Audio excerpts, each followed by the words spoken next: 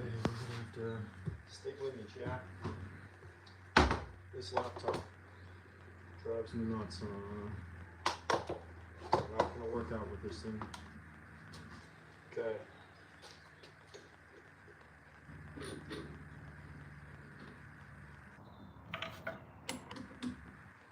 So we need a 35 millimeter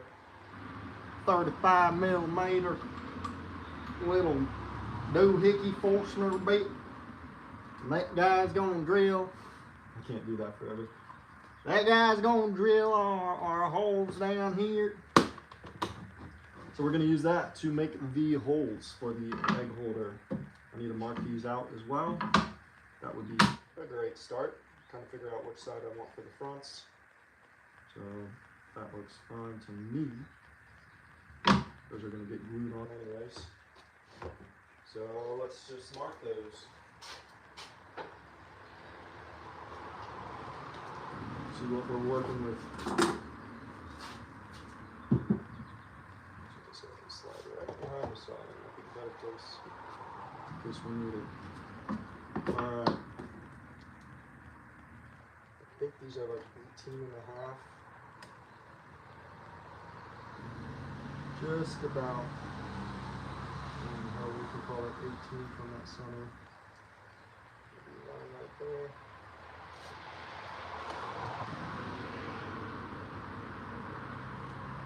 So that's going to be our center line. It's going to be a nice light line, that way I can sand it off real quickly. Center of 9. I don't think we want center actually is what it was. I might drill those two first and then kind of see what it was. So that's our front. I think if I go 4, it'll look good.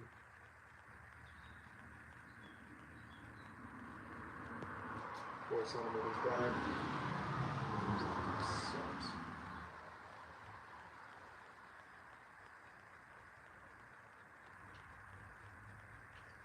I could just throw it. So that'd be 1.75. Would be a 35. Do that roughly like that. Somewhere in that doohickey.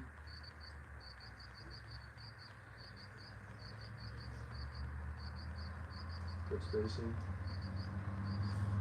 Let's see.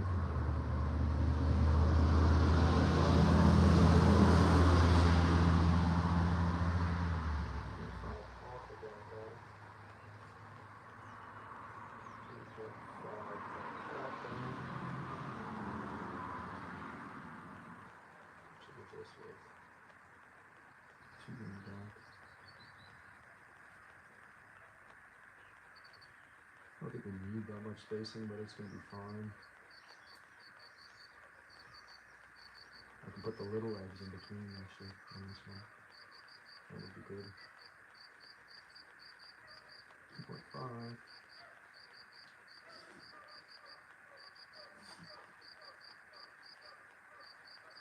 So we're just going to mark center here, 4. Bring it off the same distance there, 4 and 4.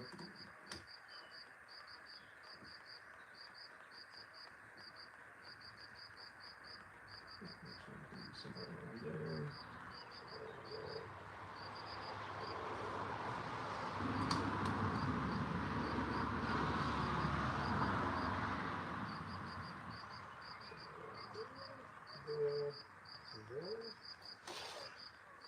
Alright, let's see if I can't get this laptop fired up. Stick with me if anyone's in chat. Highly doubt it, but this laptop is ancient. I think it's like 17 years old or something, my wife said. She has the other laptop inside. And yeah, it's old.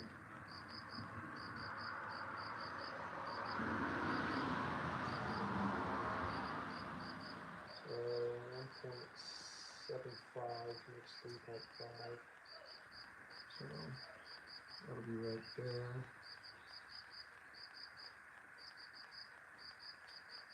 And if I can come 4 in from the sides.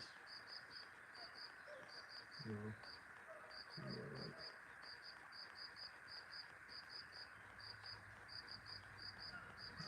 3.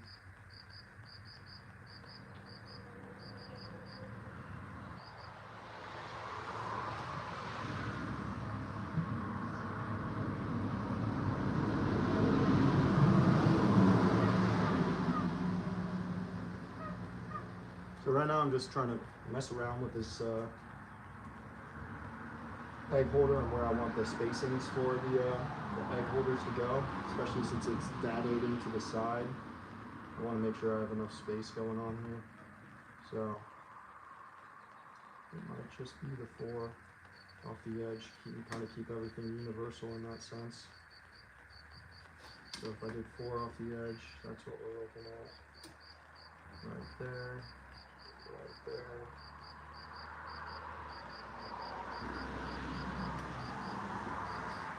And that will give us, yeah, looks appropriate.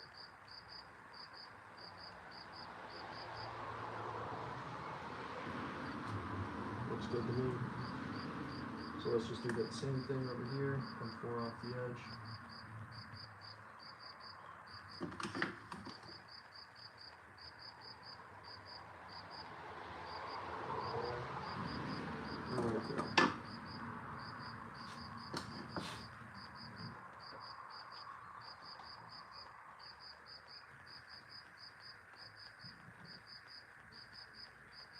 Alright, firing up YouTube. Give me 20 minutes. Just kidding. Hopefully it don't take that long.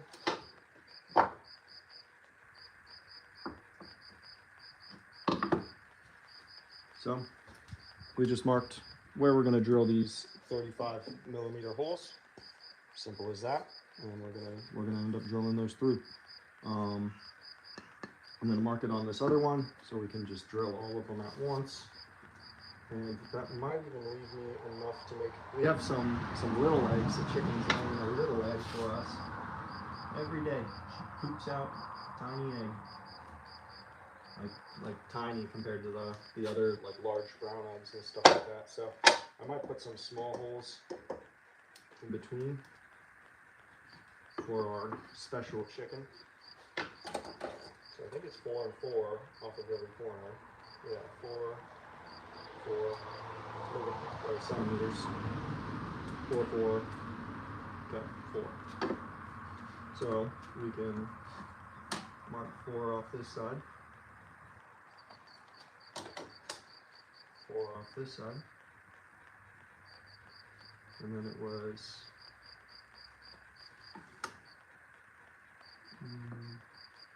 right at about 9. Okay. Draw these lines down.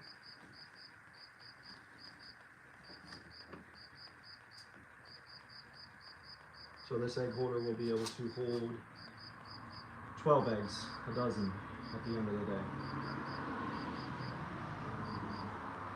YouTube Studio. Okay, now we come 4 up this way.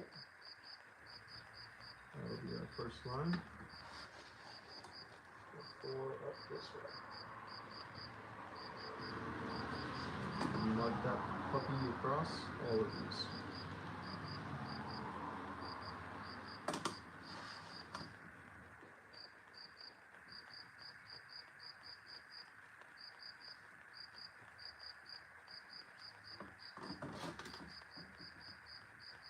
Okay, now we're cooking. Come on, don't freeze on me. Let's see. Okay. Okay. It's cruising. Okay. Let's go into the live. Let's do this. This is where it gets tricky. Opening up a new browser. This dinosaur could be the end of the world.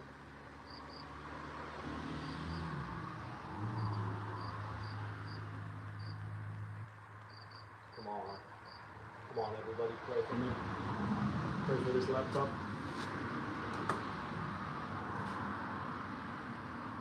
Okay, so that's 1, 2, 3, 4, 5, 6. I think that looks about right.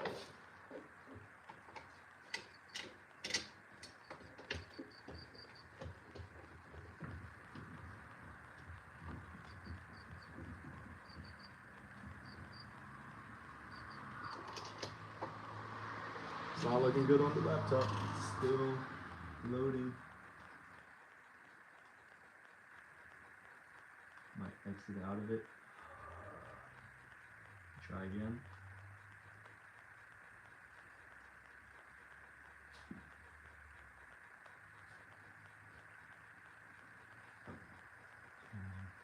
There we go. Okay, it's much better than last time. Got the black screen.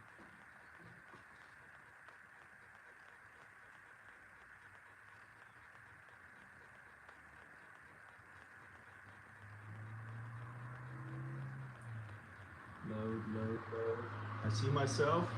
We're getting somewhere. We're getting somewhere. And boom. Okay, I think chat is up, which is good. Good. Okay, so let me set my depth here.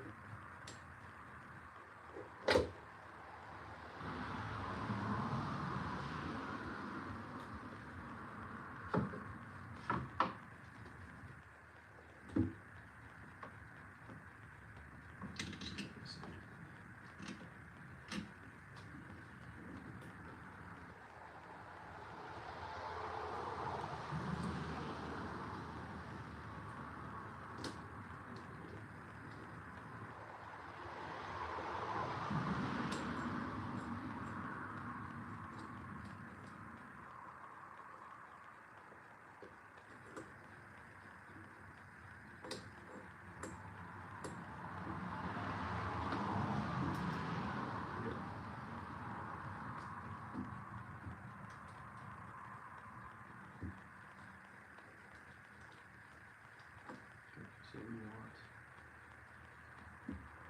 there we go. Now we're on the right track.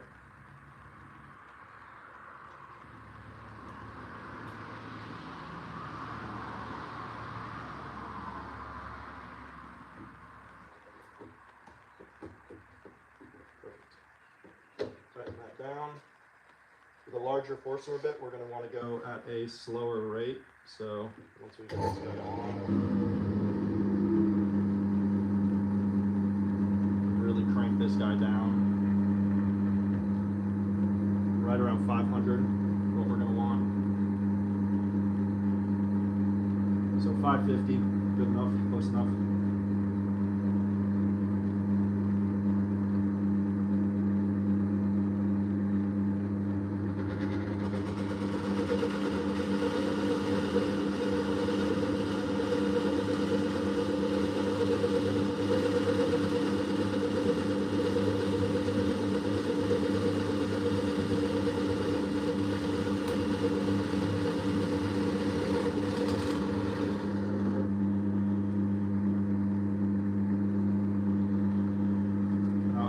Drill all the way through because I do like to clean it up on the other side. I think it gives it a nicer, it'll catch that center for you real easily.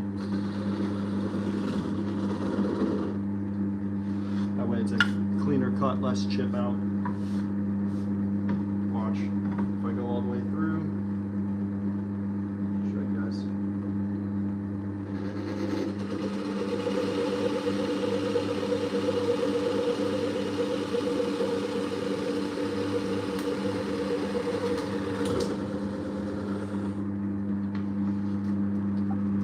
You get a lot more chip out if you just go all the way through.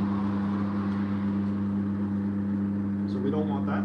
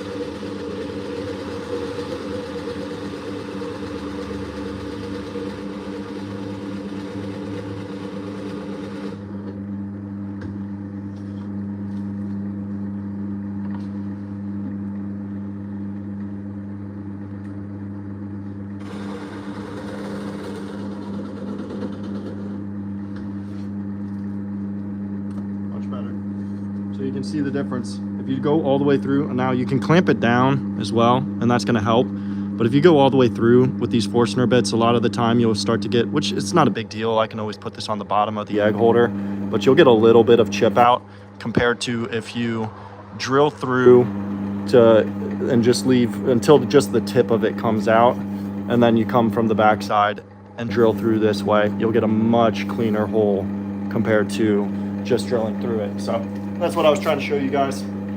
Simple trick. It's not really even a trick. I wouldn't call it that. It's more like a thing to do. So that's what I do. You do you though. You do you.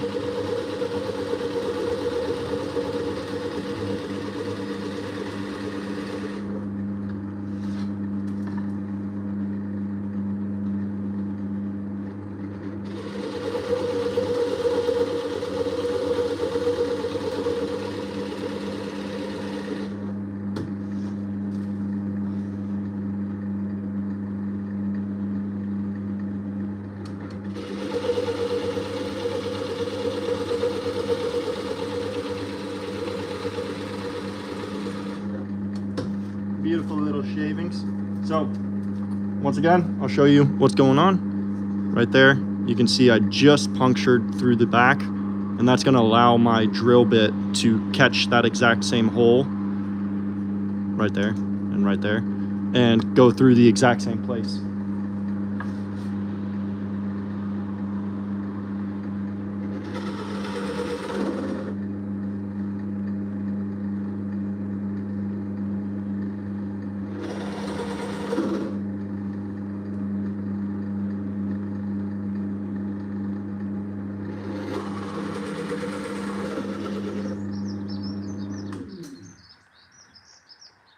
So you get these cute little discs at the end of the day.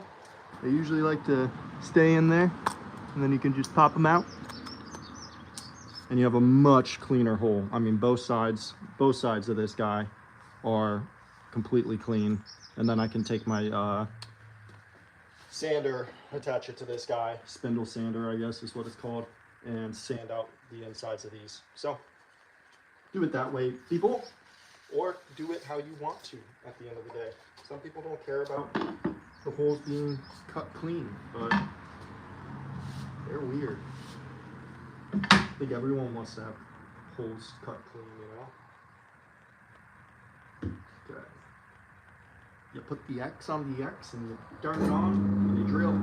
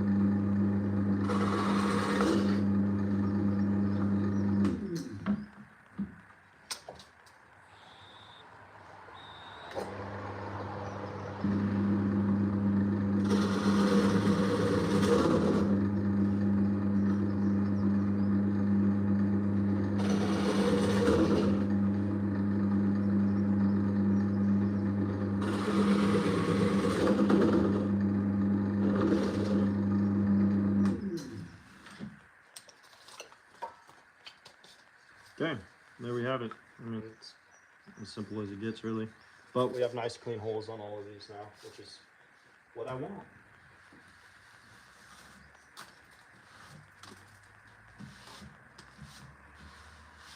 So let's just switch over to the sanding disc on it real quick. I just want to give it a nice quick sand, and then after that we can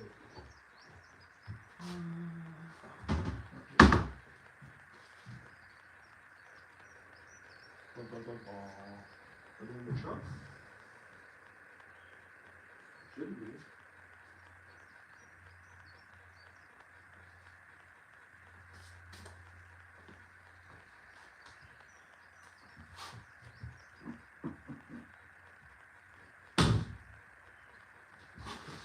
Down here.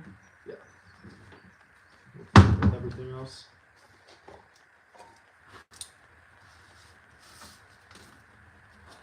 All right. So we can just take. We don't need a high grit because everything's already way too big. We'll do a 120 grit. Get everything kind of to the same level of finish. This one goes on up there, up there, up there. It's already got a 120 on it, but it's old. Let's take it off.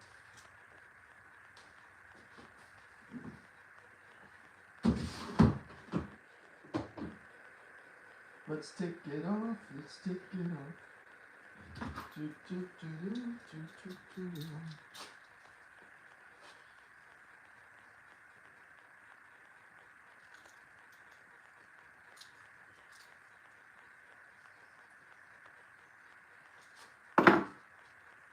These things are cool, man. Just sandpaper, rubber, compresses in, and then you're good to go.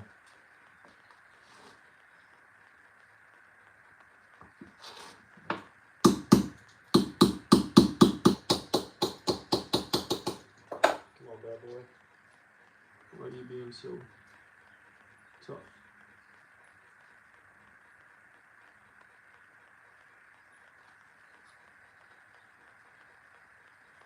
Maybe I can lube it.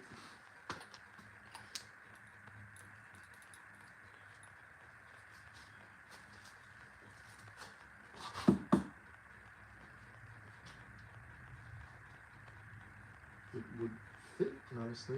It's just a little tight right now, you know? That's all right. There's got to be some better tricks to getting this guy on there. Got an idea. Might not be a smart idea, but it's an idea. We're gonna take out this force here. Bear with me on this. So like I said, it's an idea. It might not be a smart idea, but it's an idea.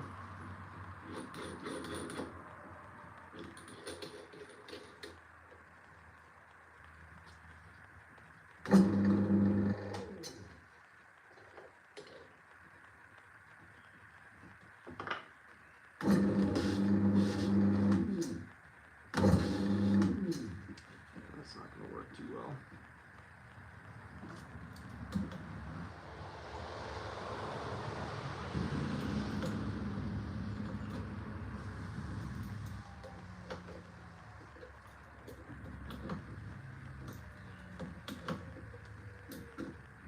I had it loosened up and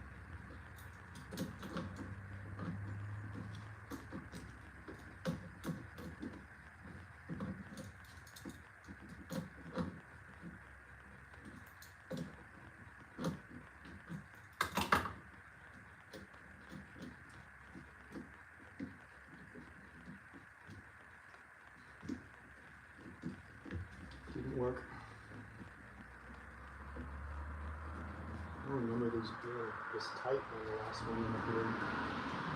If anyone has a trick of the trade to get these guys in there, I mean, it shouldn't be I guess the rubber just got a little hot on my last time using it, and it deformed.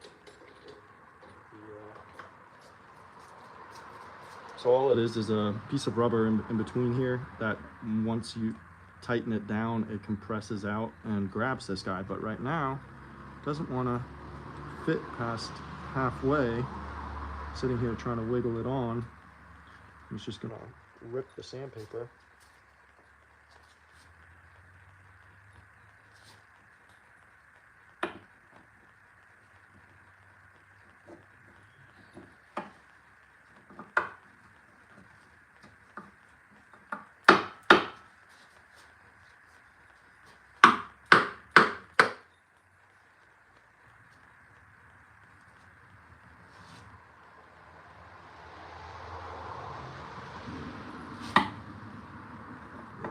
Almost there.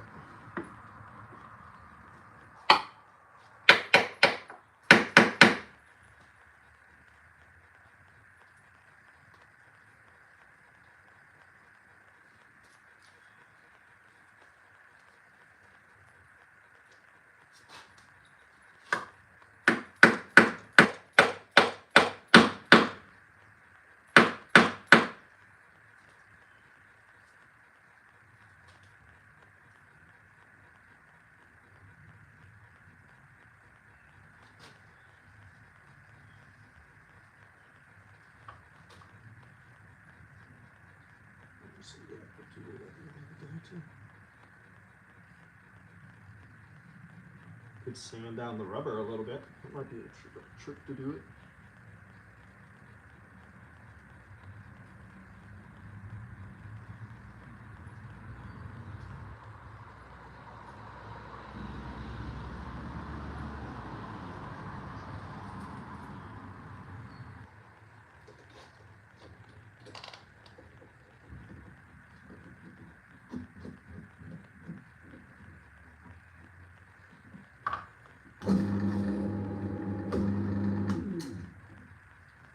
That'll do fine for me. Just want to give it a light sand anyways, so that's gonna hold.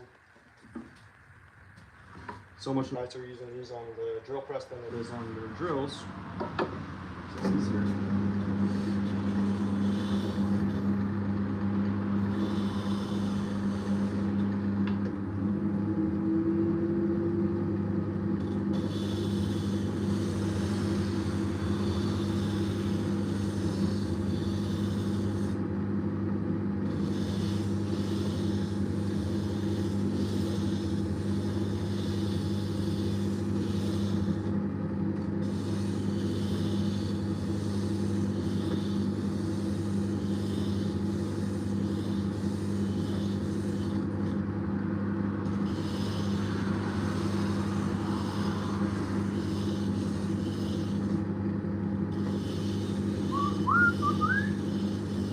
Kind of a gray day out today.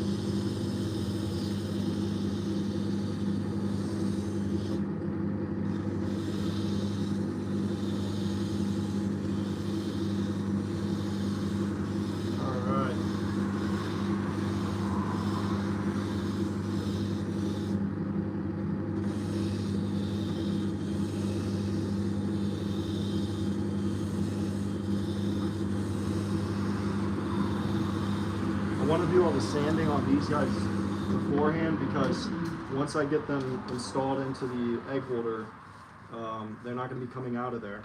So they're going to be kind of secured in place. Even though they are sliding shelves, they'll be secured in place to where it's going to be hard to sand later. So people always sand prior. It just makes it easier on like most projects. Okay.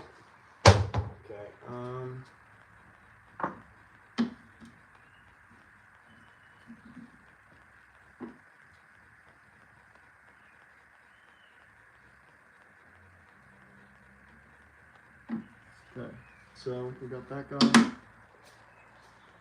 We'll just grab a loose piece of sandpaper just to knock these edges down just a tad.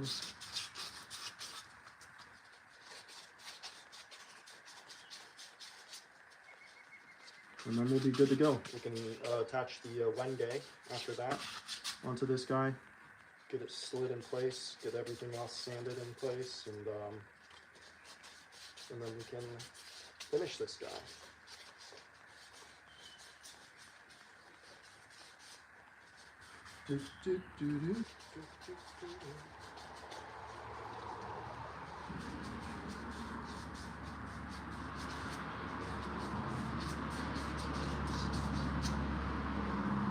See, I think that's my problem too when it comes down to like making these things, is like I like to make them as nice as I can, which requires a lot of sanding, a lot of unique, not, I mean, it's not like unique, but putting in splines, for instance, and stuff like that. Like afterwards, I've got so much time involved in these projects to where it's like, how do you make it marketable to compete with the others at the market prices and things like that. And I guess my answer to that is going to be that I'm not going to try and compete. I'm just going to have my prices for what I think I have in it, invested time, materials, things like that. Because if you go on Etsy or online and stuff like that and look at some of these prices on things, you'll find them for $12 and then you'll find them for $200. So it's like, how do you find out what's fair? And you can't compete against China, let me tell you that right now. Other than in quality, you can definitely compete there. Price-wise, it's a lose-lose.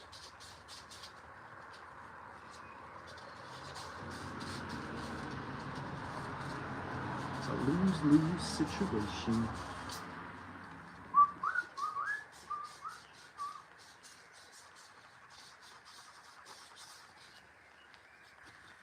All right. Let's clean up these discs. Those are so cool. I think I could make like these are like the little discs that came out from the end cuts. Make some tiny little chariot wheels or something like that. That's so cool.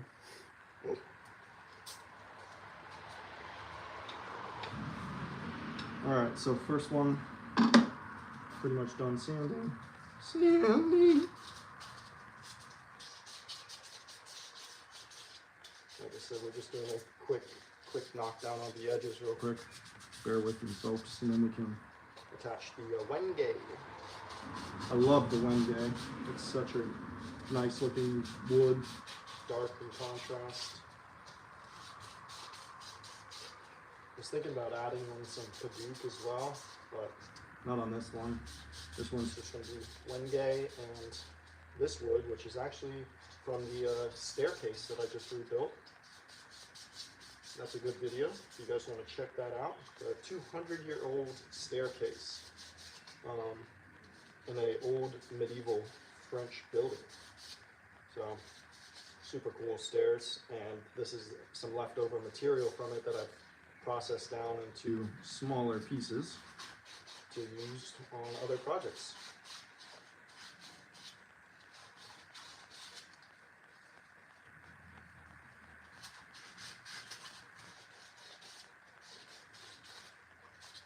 Okay.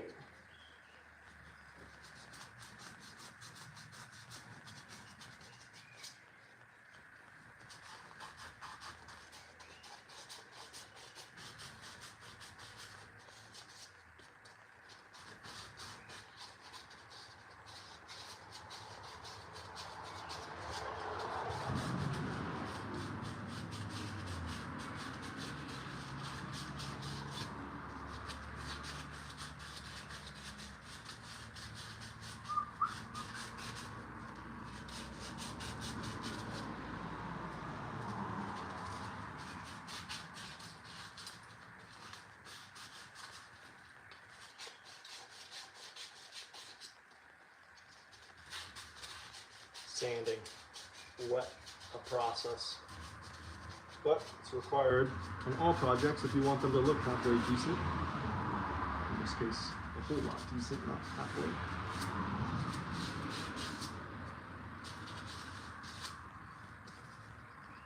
Beautiful. Okay, cool. That's that. Let's get out the pond sander real quick. Random orbital sander, whatever you want to call it. And that looks like that's an 80 grit. We don't want that. We'll tear this project up. Or we just start it. Let's bring you guys back into the shop. That would be nice. Since we're done with the drill press, now we can focus on the actual egg holder.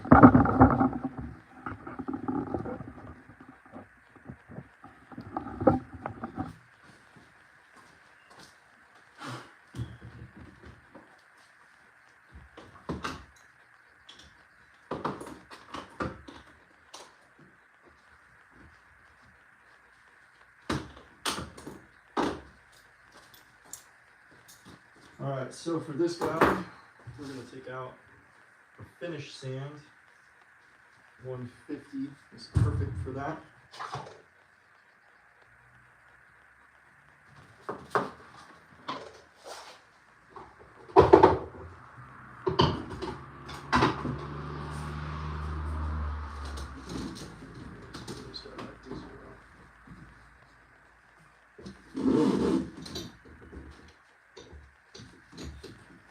We're just going to do a light sand real quick on this stuff to make sure that we're set for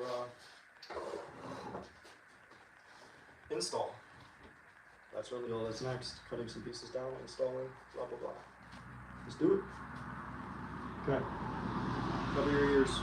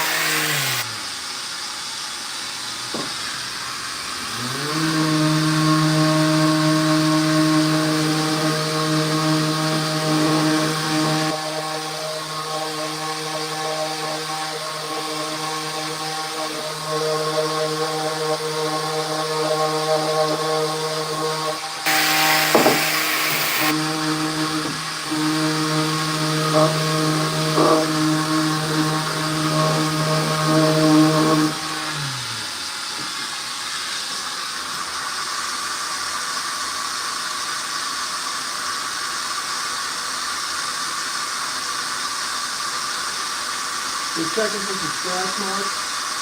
Is it look good? The only thing I see is a little bruise.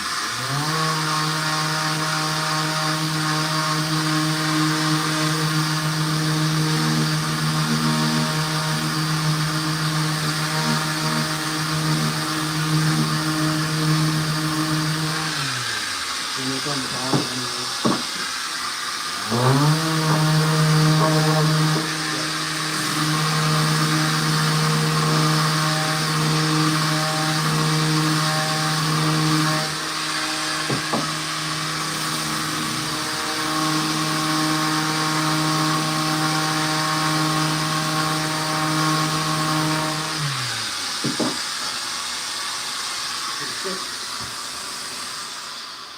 Pretty cool, pretty cool.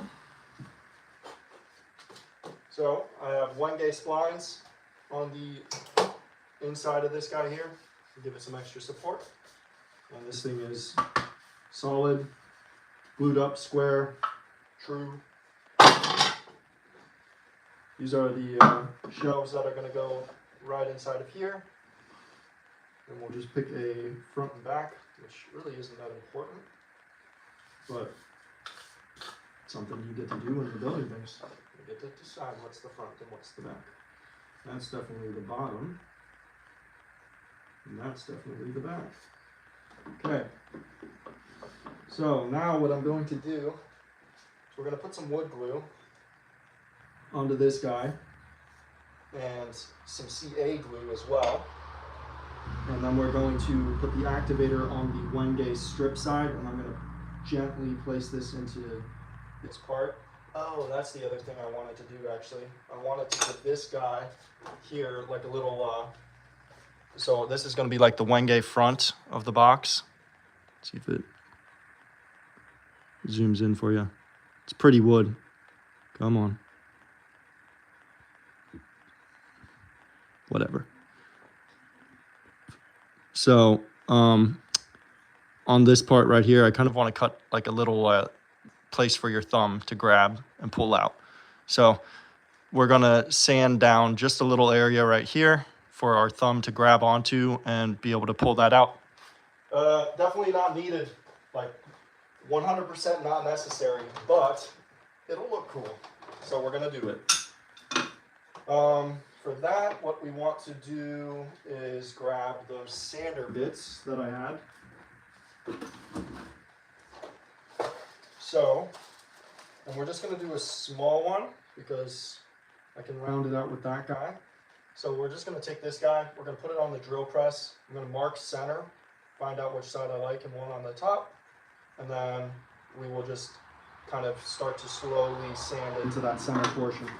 So, let's try it. What could go wrong here, people? Let's get you guys set up with me on the drill press. On the drill press.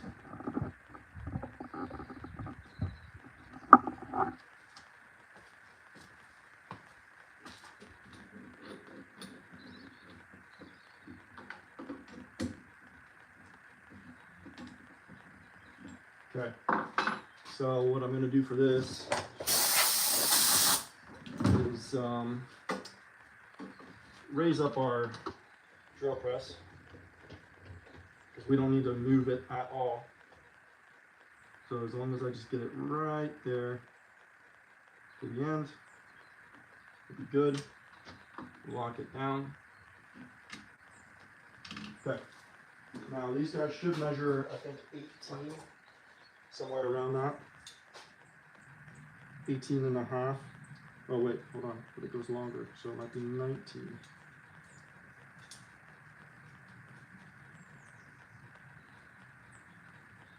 Okay, so it measures 19. So that's going to be 9.5 to dead center.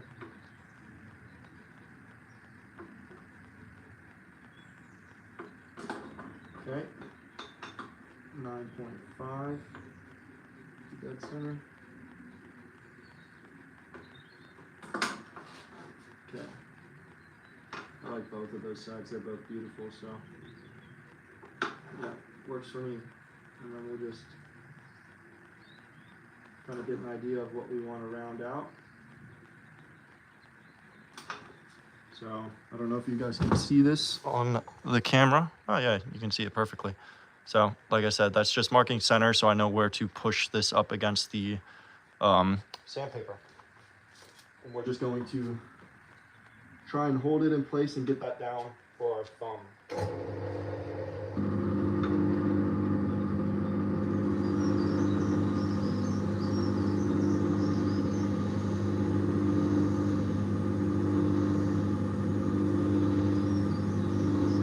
Wenge is a really hard wood, so this might take a second.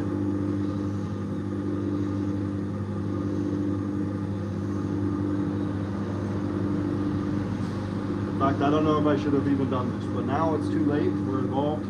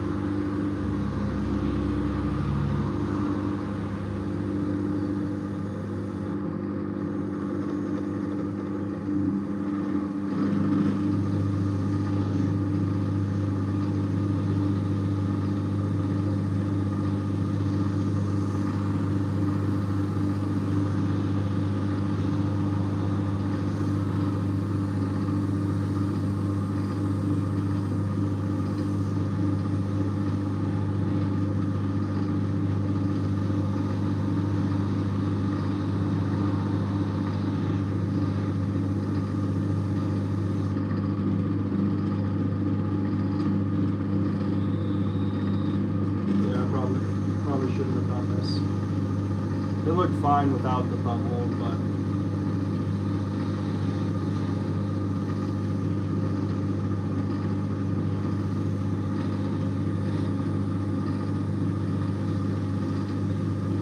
I think the thumb hole looks a little cheap.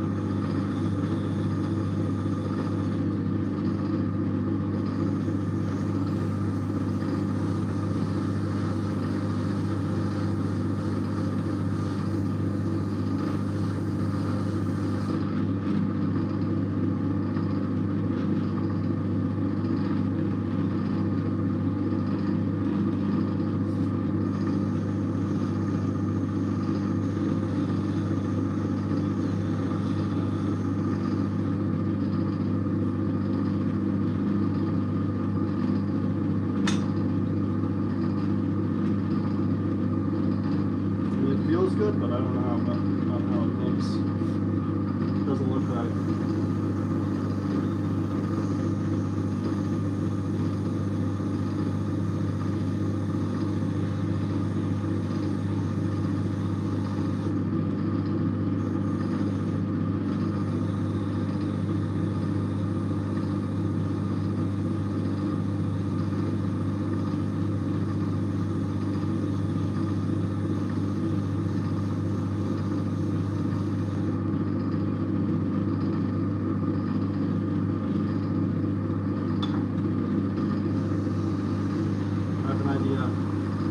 Small one. I don't like the way it looks. I'm going to use this small one and then try and take the bigger one out and get that radius on it. But use this small one just to do the initial sand since it's on there.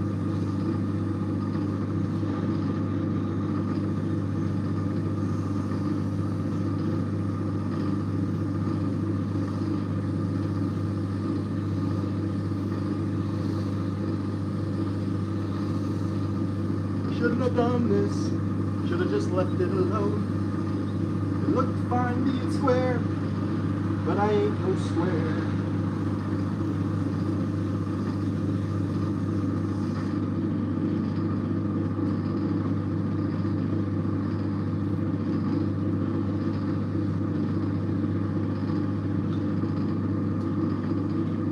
Gotta clean off that sandpaper.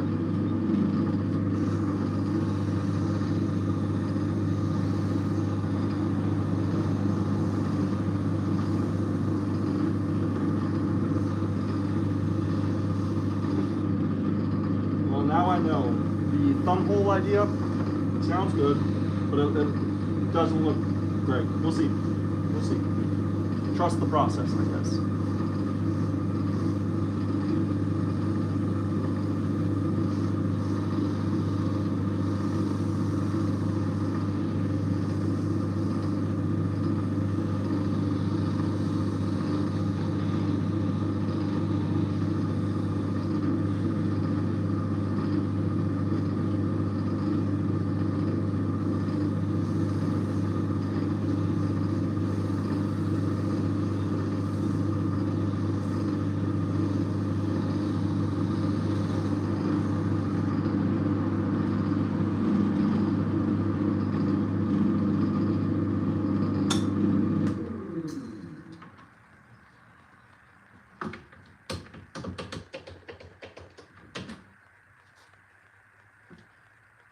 We'll see. I don't want to remake these guys. I mean, it's not like it's like effed up or anything, but I really don't like that look. So we're going to try a middle-sized one with a higher width sandpaper to start.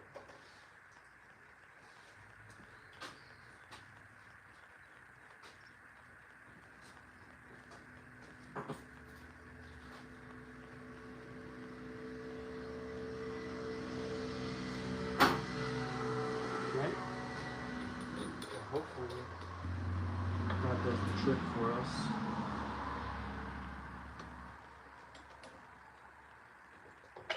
We'll find out.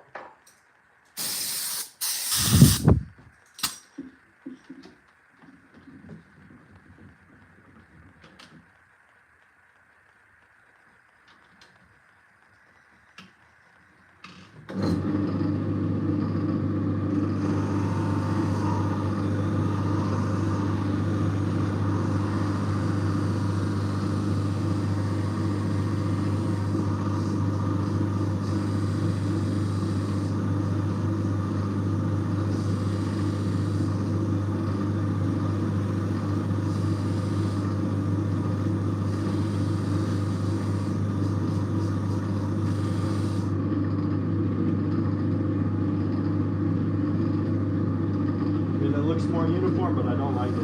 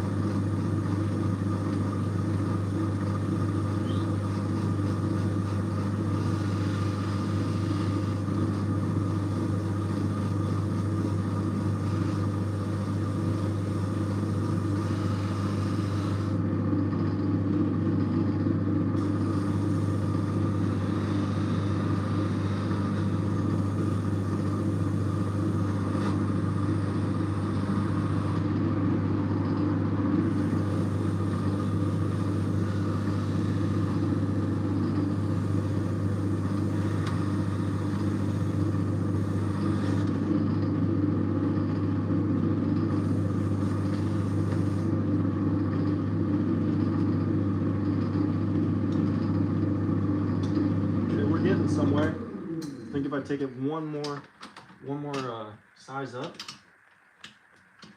then it might actually look all right.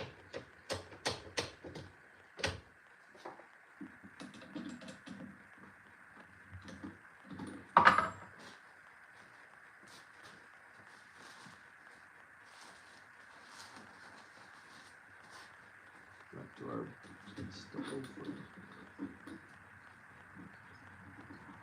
Okay, we'll see. We'll see.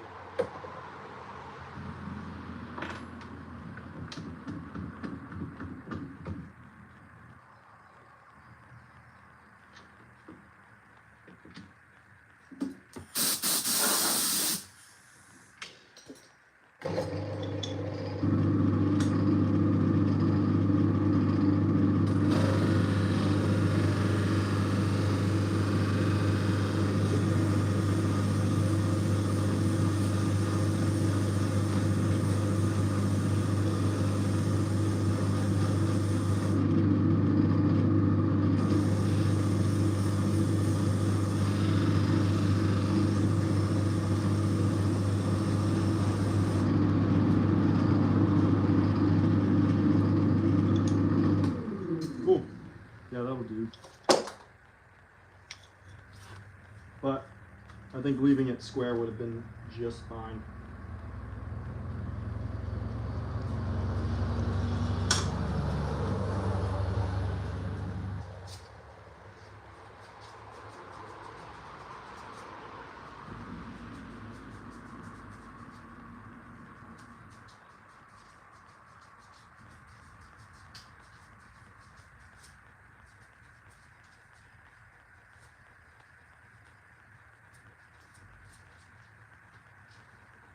Feels good though. So, let's get these puppies cleaned up.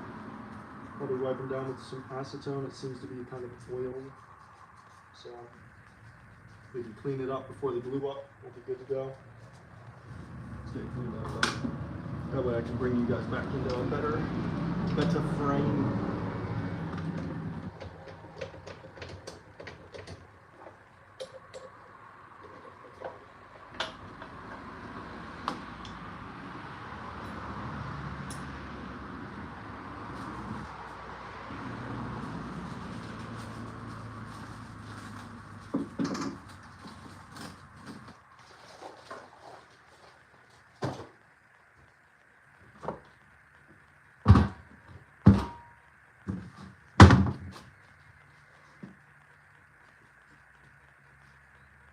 Cool. New sub.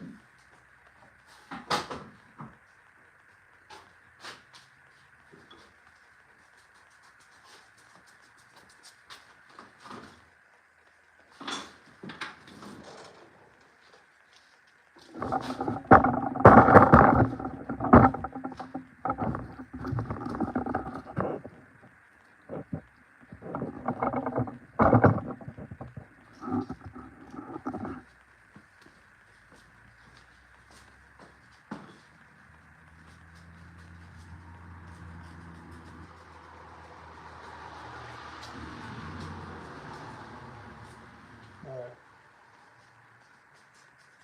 Just want to make sure this handle feels smooth on your thumb.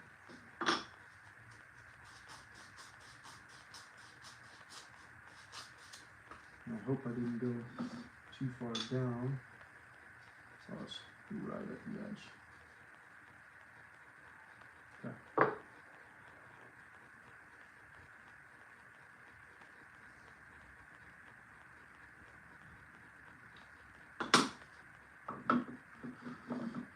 Okay. Let's get this guy. CA glue, regular glue.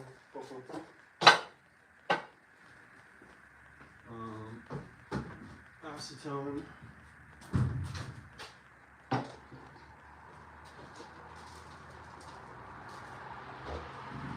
Clean rag.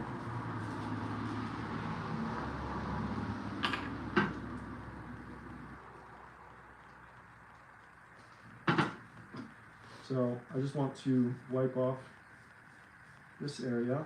It's going to accept the glue.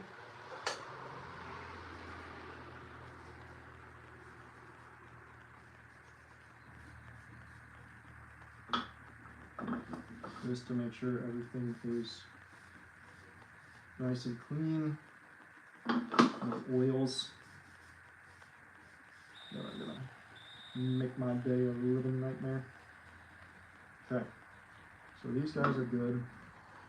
I want that on top or this one on top. Doesn't really matter. It doesn't matter, really.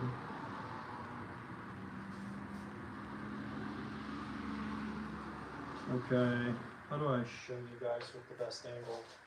I'm gonna rotate this guy around. That'll do. And I think that'll do. Give this ancient computer a second to catch up. I guess I can check the camera and see.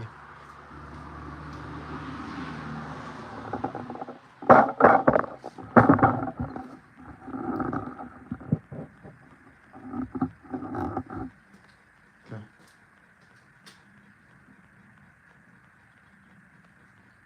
So, what we want to do here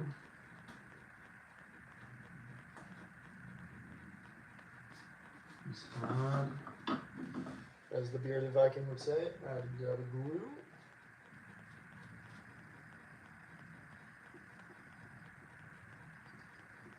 I want to just leave a couple areas for that CA glue, just to help hold this together right now. It's kind of like a clamping mechanism. So I'm going to spread this glue out and leave just a couple tiny little spots for that CA glue.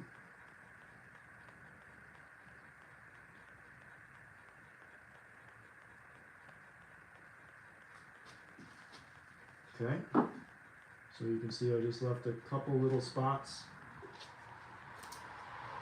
Put this CA glue, because this is just going to act as my temporary kind of clamp in a sense.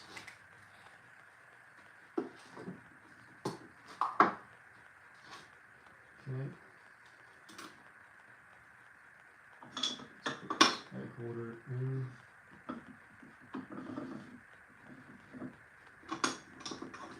Take this guy, spray the activator on the back. And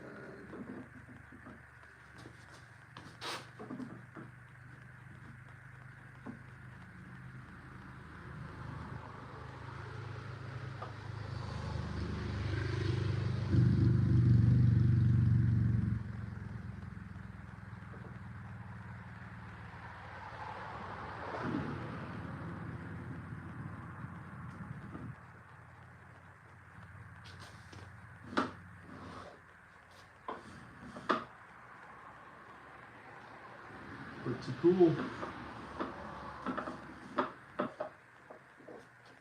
Okay, leave that out.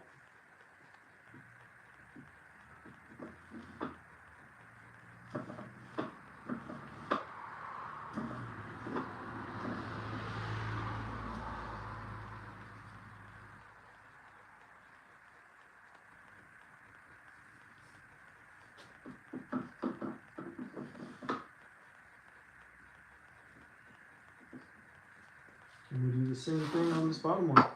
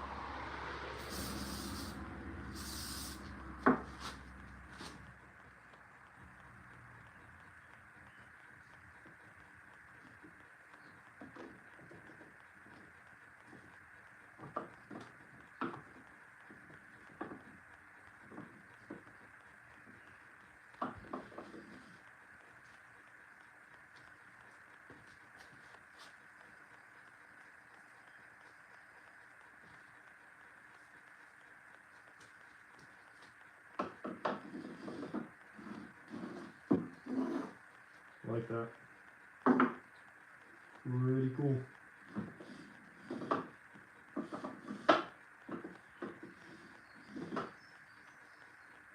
What do you guys think? Wenge fronts. I'll show you guys up close. So we have the Wenge splines in it. This is reclaimed rubber wood from the staircases that I built. And then the Wenge fronts for the actual slides. So now I just need to put some stoppers in to keep these guys in place. And then we can move on to oiling. But I think that's pretty cool. And it'll hold 12 eggs.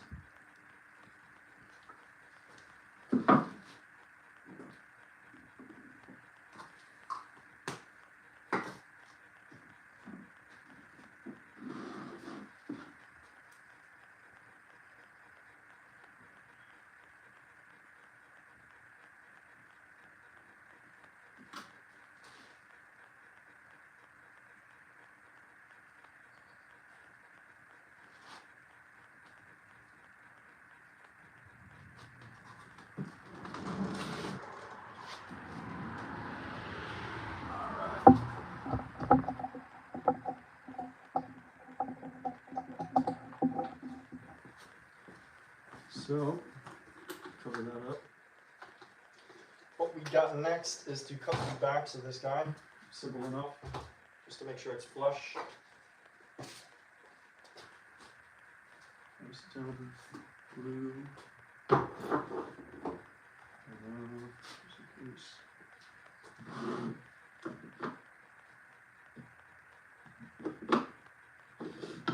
Let's see if these are the same. They are. So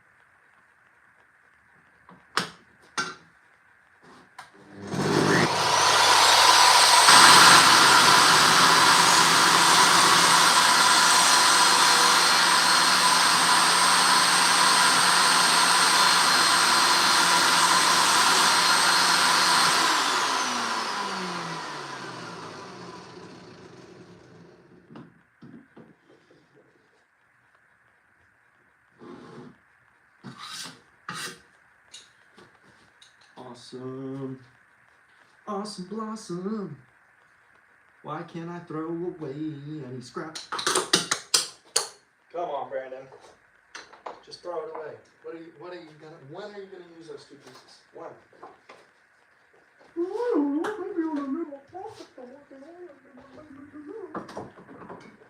Yeah. I'm never gonna use them, but I can't throw them away. Make a song today about all the scrap. Away. I love this song. This is sick.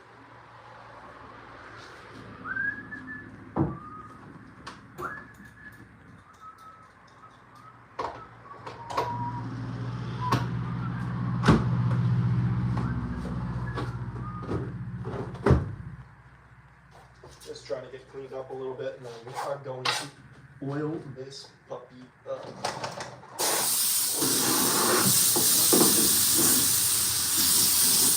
It's everyone's favorite part. At least it's my favorite part.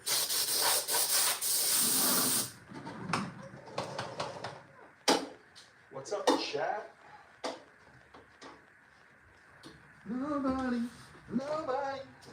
Nobody says anything unless my chat is broken.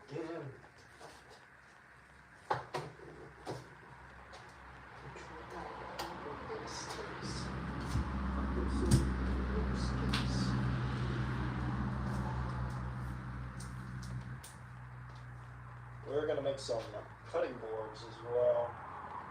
I think those would go well at these markets. I didn't see any other vendors with that, so I don't want to step on anybody's French toes.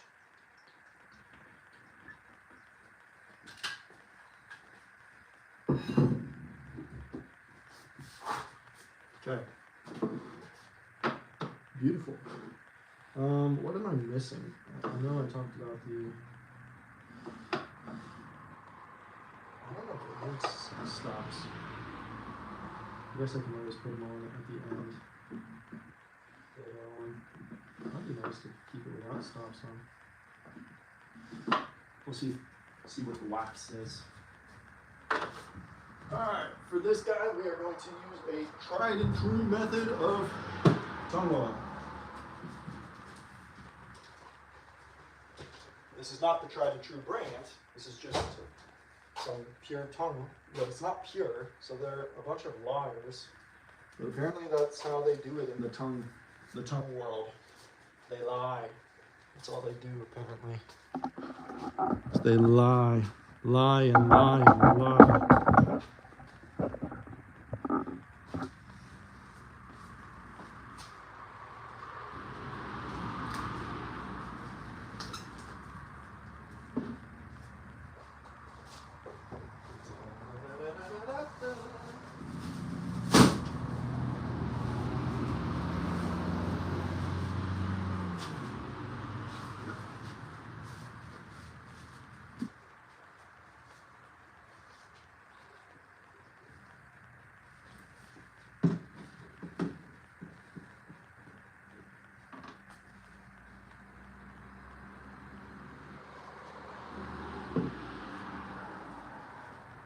Wow, that's gonna be cool.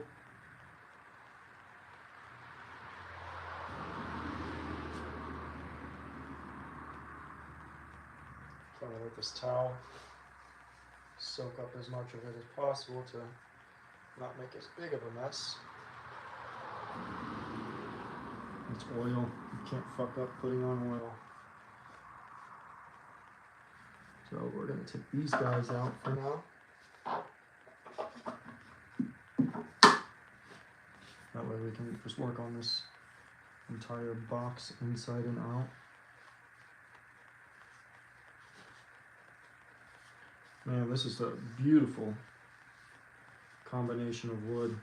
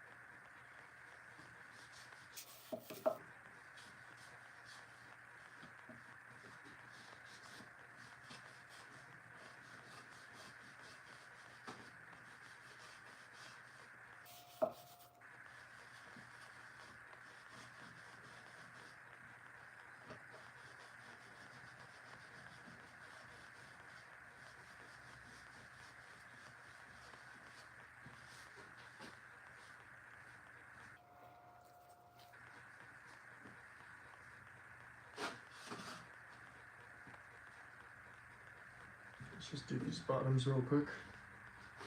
Whoa, that was a lot. That was a lot. Take some of that. Put it down here.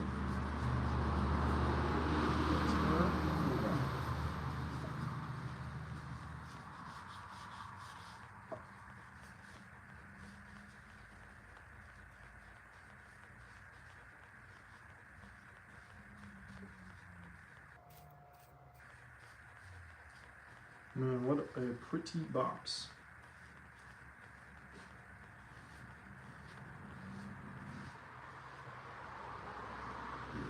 I think these will sell pretty well at the market, if you ask me.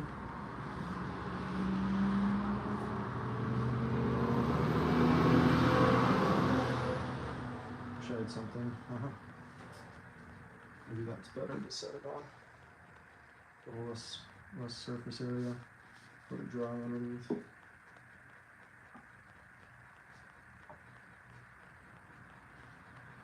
This is the bottom now, so that's the side I don't care as much about. You want the tops looking nice, the sides, and of course, our Wenge fronts. That's just so nice.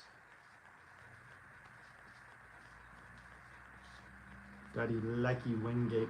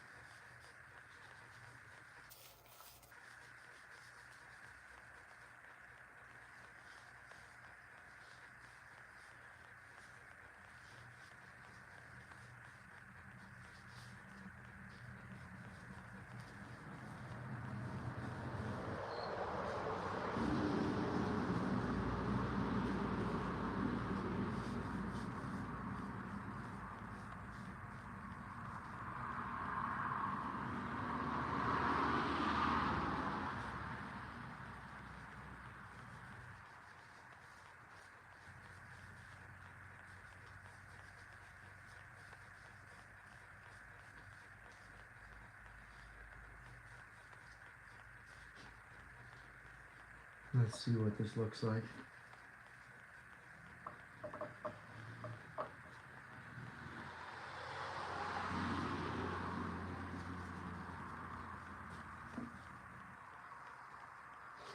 That's just so cool how it goes from that to just like pure blackness pretty much. So cool.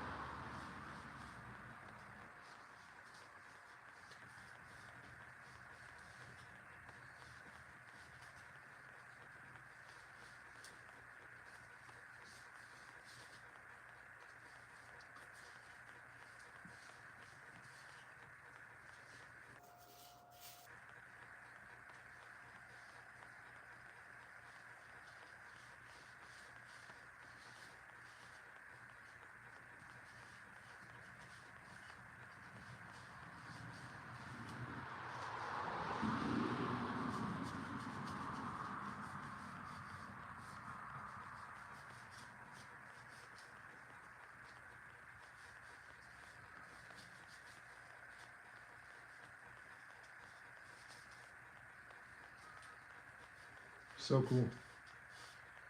All right, final.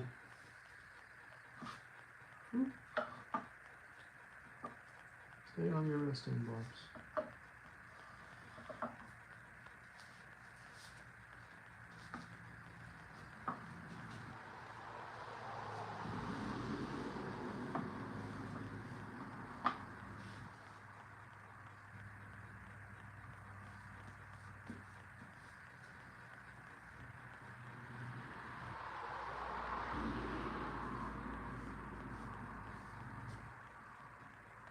All right, I gotta see it from the front now too because this looks sick.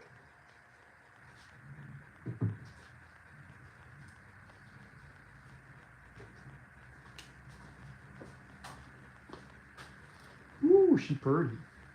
That's nice. Holy cow. Holy cow.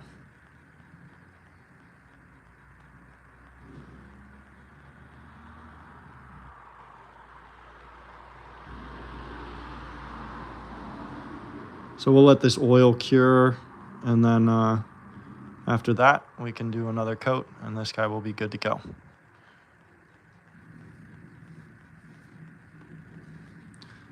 I'm gonna show my wife real quick. I'll be back.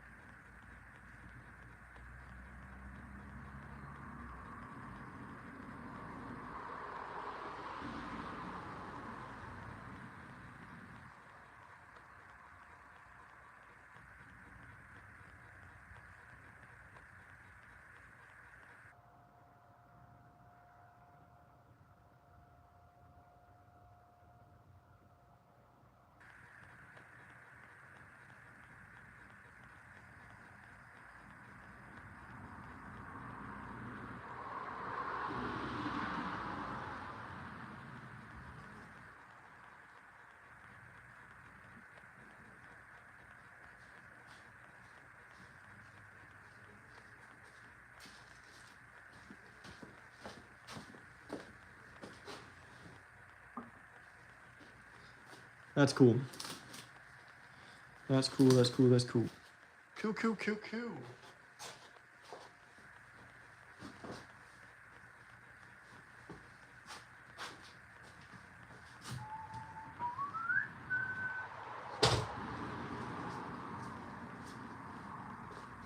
Cool, cool, cool, cool. Taking a little break.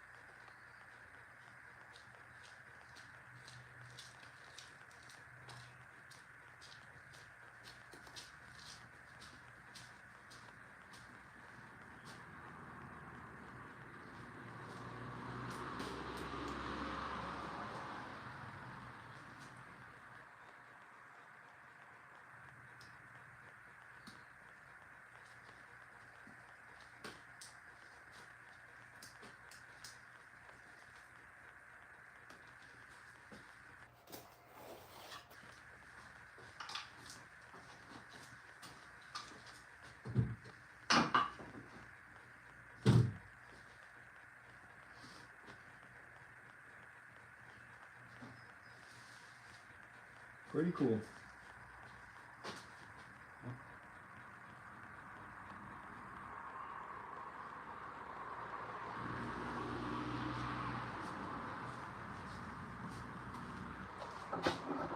Sweet. Just got the oil on it. That is looking mighty fine. I don't want to touch it too much because it's all oily, but that's cool. Little leg holder.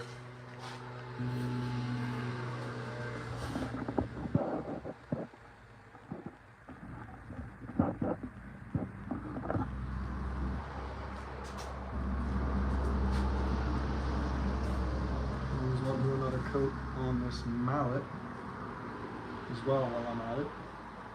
So we're going to move this guy.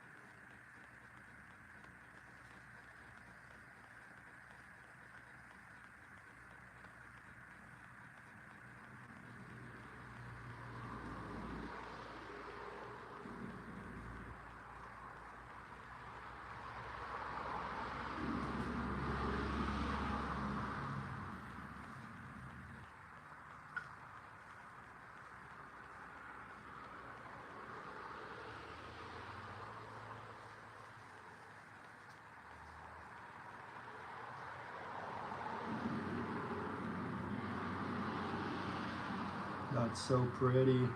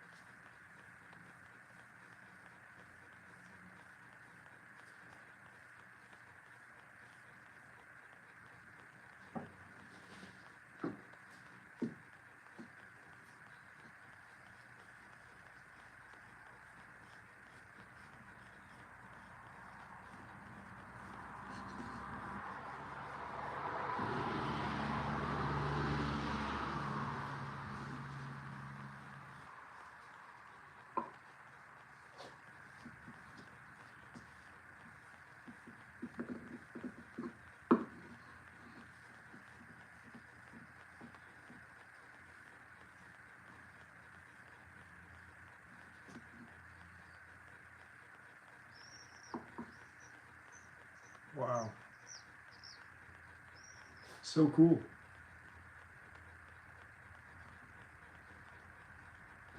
So freaking cool.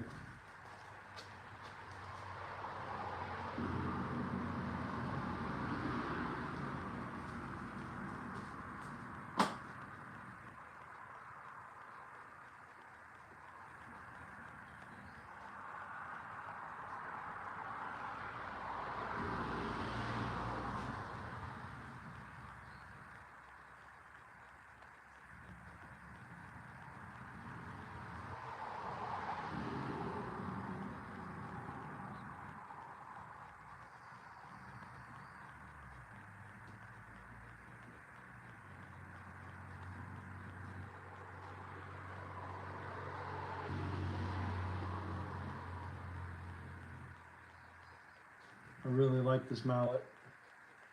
That's super pretty.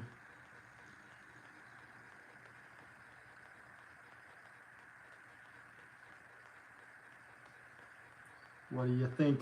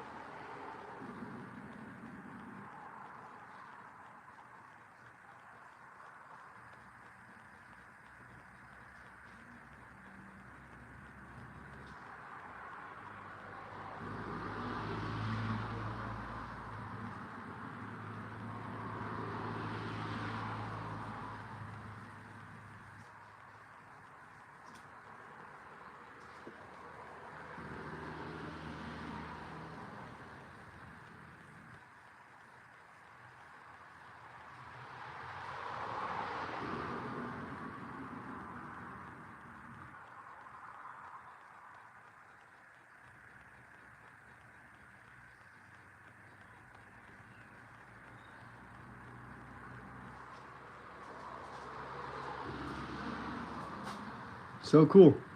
What do you think? So this mallet is made from teak and purple heart, and the wedges here are a cedar. I was hoping to get a little bit more of a contrast from them, but that's okay. I thought it would be more white, kind of like the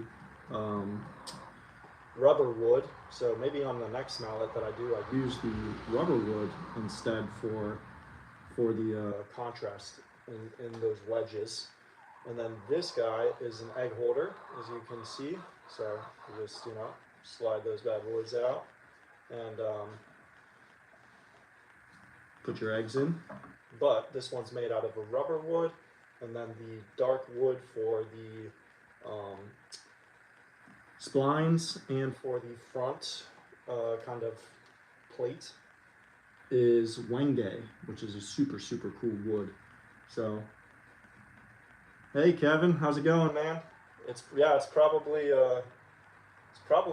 very early for you, man. You must be an early bird kind of guy, because yeah, it's early for you guys. For me over here, I don't know what time it is. It's on the phone, but I think we're looking at probably 3 or 4 o'clock or something. You're already at work? What time do you go to work at? 8 a.m. Almost 8. Okay, so you go to work pretty early.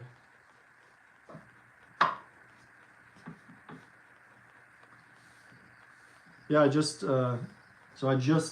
finished up the egg holder here. So I think that just turned out really, really good. I'm just kind of messing with the oil finish now at this point, but I need to give it time to soak in the tung oil and then do another coat on it. And while I was doing another coat on the egg holder, I figured I might as well do another cool coat on the mallet as well. So, what's up, John? Good to see you, man. Looks like everybody's kind of waking up. That's cool. No, I did not set a price yet, dude. I have no idea what to do for it. I'm gonna keep this one. This is my first mallet that I've ever made, and I really, really like it. So I'm definitely keeping this one, and I've already started using it. I used it to put the splines in here and stuff like that. You can't tell, but so I'm gonna keep this mallet. I was just curious and asking people what you would price this at, because I have no idea, one, what someone would be willing to pay for a mallet, because I don't know if this becomes more of an art piece for workers, or if they're actually going to use this thing in their shop and kind of put it through the ringer. So it's just so pretty. For me, I'm gonna use it. I'm gonna use it for sure, because that's what I made it for. Is on my glue ups and stuff like that. I'm gonna be pounding away with this guy. So it's made out of teak and purple heart, and then it has cedar splines going into it. So, but I have no idea what someone would like price, what you would be able to price this guy at, you know, because it's kind of more art than it is something that someone would want to just kind of beat on. But that's what it's for at the end of the day, is to be used, you know. So I have no idea price wise. I know what you said, which is the materials plus I think 20-25% or so, plus your hourly shop rate and stuff like that. But once again, I don't know what someone is willing to pay for a mallet at the end of the day. So trying to figure that part out, you know. Pricing, that's always the hardest part, is pricing your own stuff. And the other thing that I was actually talking to John about, which is the Not Your Average Woodworks, and is that I need to batch these things out instead of making one at a time, because you can't sustain anything if you're just making one at a time, you know. So I just wanted to do this one. This is my second egg holder that I made. The first one, it's a nice one as well, same style design, but on this one I did dado grooves for the slots for our egg shelves to go into.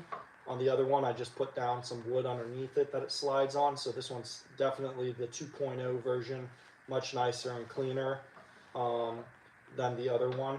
So, and this was the test run for my second option on making these, and this one worked out wonderfully, and I like this one so much more than the other one. So now that I know I like this one, I'm going to start taking all of those pieces and cutting them down to where I can make probably 4 or 5 of them to bring with me to the market right away. And that is just made out of, this is the rubber wood. So it's actually what I used to make the stair treads in that video. And I have a bunch of this left over. I mean, I could probably make 100 or 200 of these egg holders out of how much of that I have left over. So I think that I definitely need to start batching those out, because I didn't see anything like this at the markets. I didn't see any mallets and stuff. I didn't see any cutting boards either and things like that. So I'm gonna start making some stuff like that. And then I also have the kind of charcuterie boards.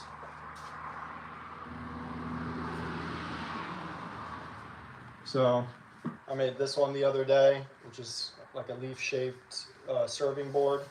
And actually, I should put another coat of oil on this guy as well, because it's about time for that. I like this one. I just don't like this edge. I don't know if you were here the last time I showed it off. It's cool. It's cool. It's definitely still a nice serving board. So put that guy up there. And then this was the first one that I ever made in the shop.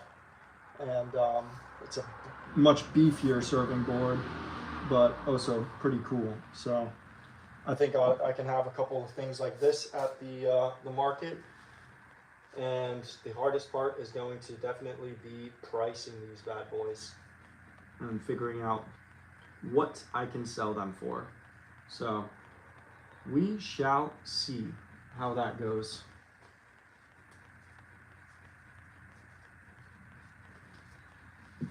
This one's cool though.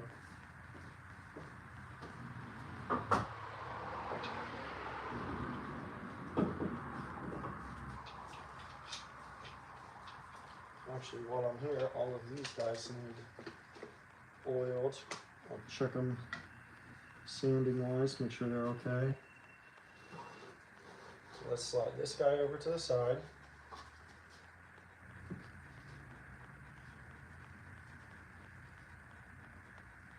Slide this one over to the side. Slide it to the slide. Slide it to the side. That way you guys can still see them. And then this board will be hiding a little bit to pique people's interest. Actually, I can bring back the camera a little bit, get myself in view again. Oh, we got 4 people in here now. Holy cow. Call me a famous YouTuber. Just kidding. Totally kidding. Okay. Let's see if I can get these off nicely. Save it. What is going on, everyone? Yeah, so I just finished this egg holder for those of you who just joined in. This was the mallet that I finished the other day. I just put some oil on both of them. And now I'm going to take my little wine caddies that I've made with different styles of wood. Wenge, Paroka, cedar. This one is Purple Heart, Paduk, cedar, and Paroka. So a couple different styles, but they need to just get like a light hand sanding on them, and then we can move on to putting some oil on them.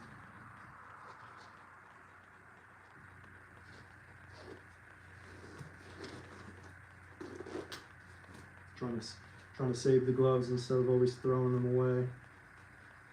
Go through these things like crazy. And since it's just oil, and I'm gonna oil these up in just a minute, so might as well save them.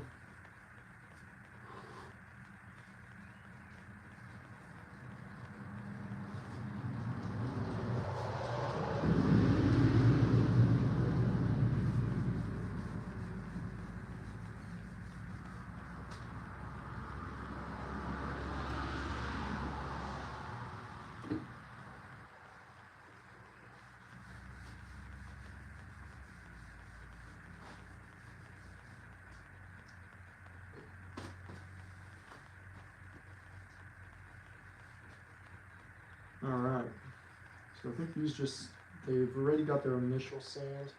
That one's rough. The Purple Heart. Let's get out some sandpaper.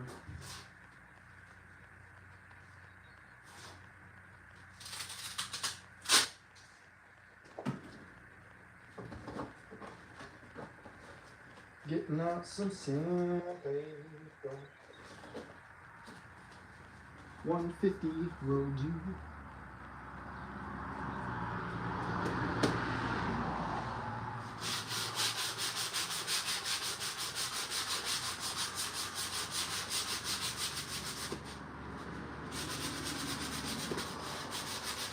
What are you doing up so early, John? Well, you have a daughter, actually, so that's probably why you're up so early, or work, or something like that, but I know my daughter wakes up early.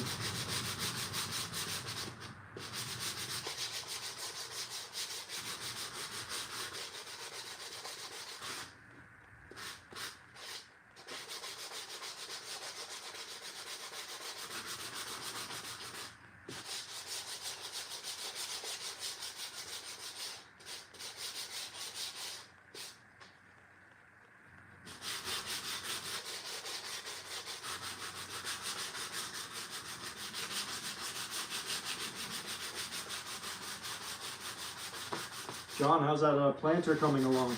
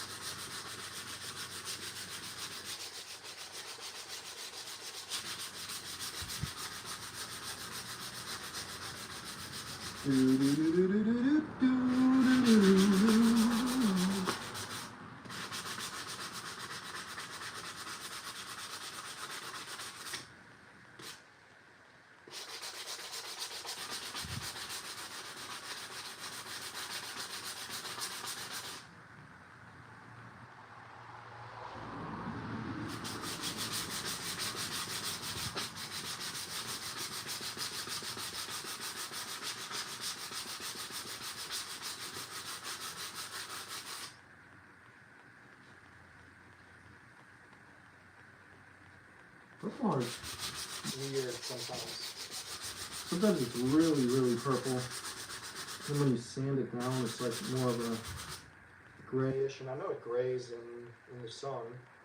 But it hasn't been in the sun.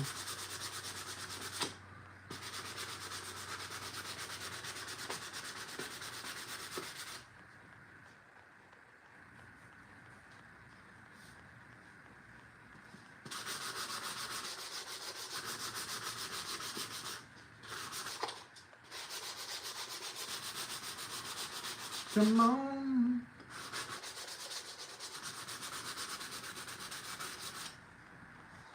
So right now I'm just sanding down the Edges, and then I can come with the orbital, do the faces. I should probably, before that even, get in here with the, just my hand and kind of sand those down a little as well. these are cool. Cool little wine holders.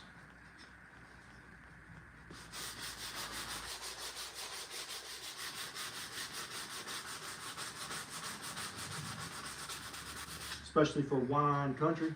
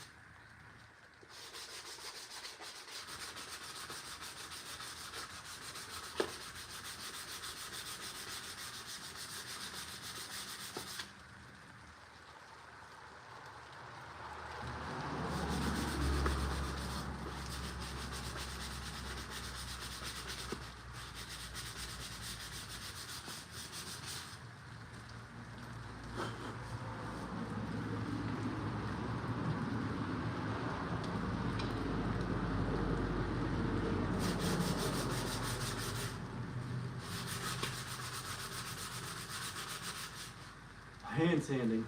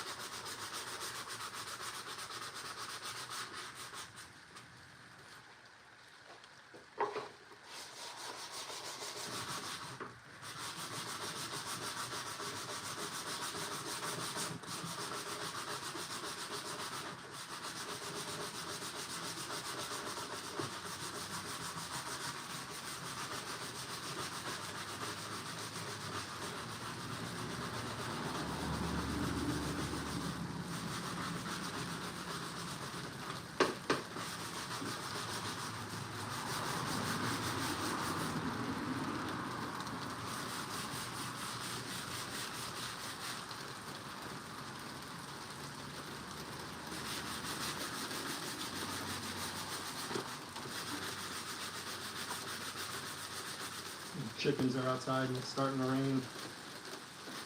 We should go back in.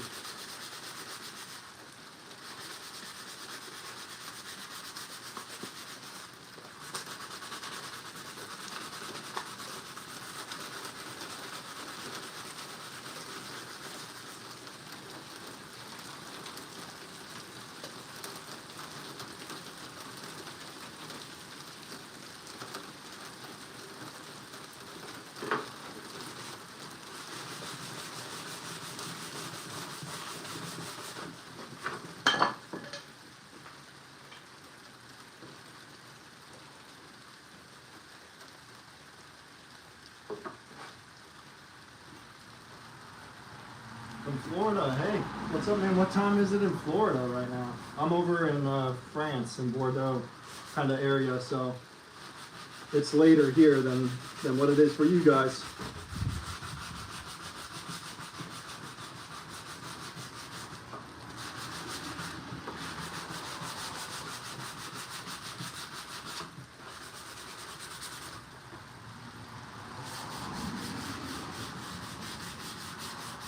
Florida. My wife and I went to Florida before we moved here to the States. I've been to Florida multiple times actually for like usually spring break back in high school and stuff like that, man. But my wife and I went to Naples and like that kind of area, and it was cool, man.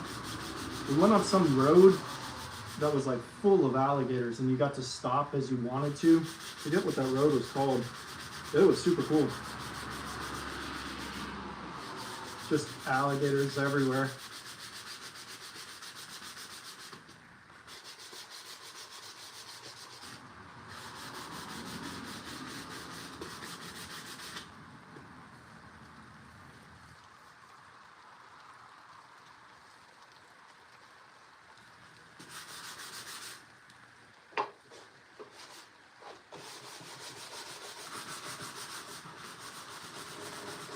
And then I also went to a technical school in Florida. I forgot all about that. I lived there for 7 months while we did the underwater welding courses and things like that. So the deep sea diving training.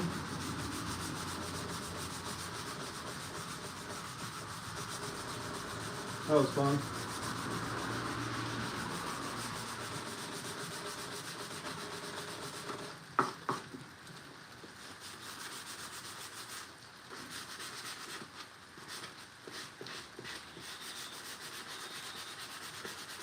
Yeah, I like Florida. I like fishing, and there's a lot of fishing to be done in Florida.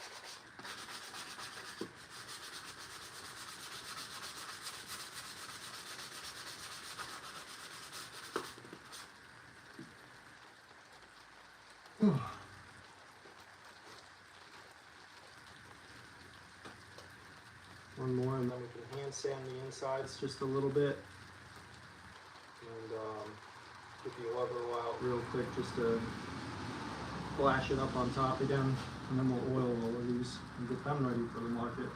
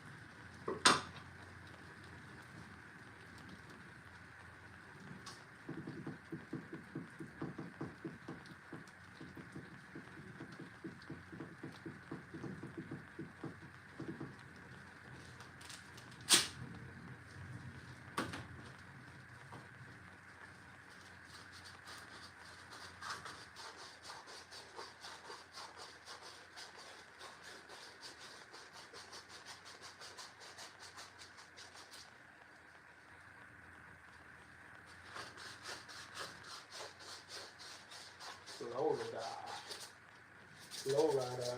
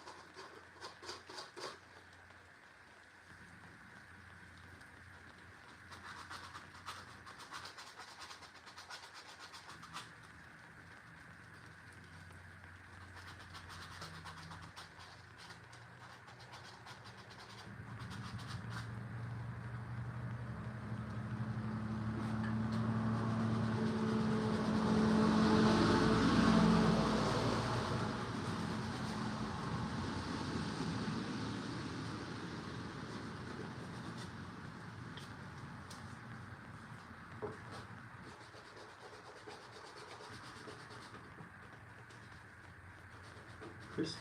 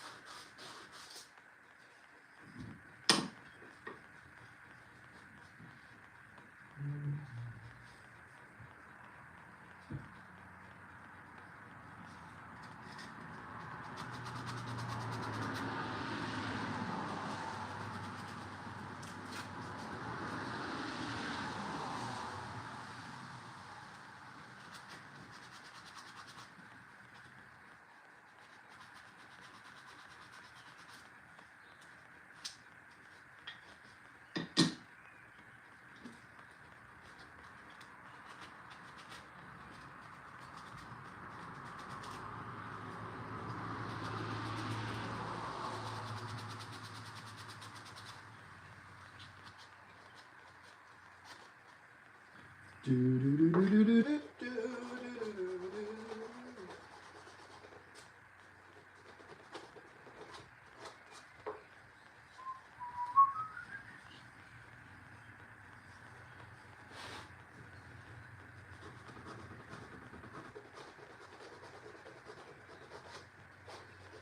see.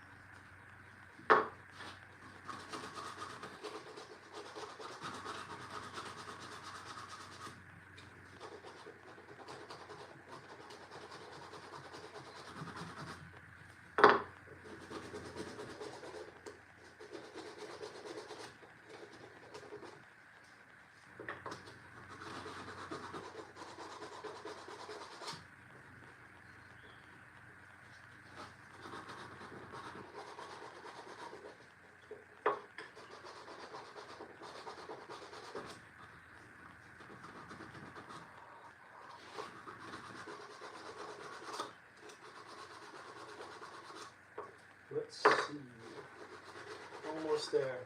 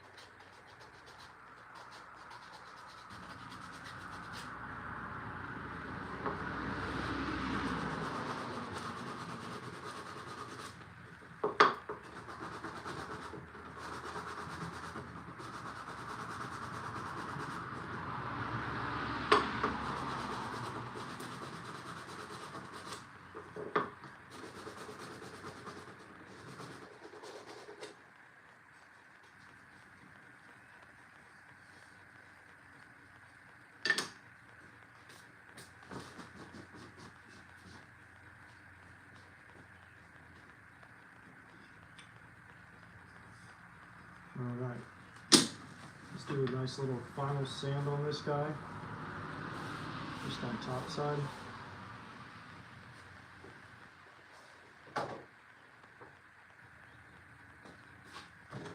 And then we can oil them along with everything else.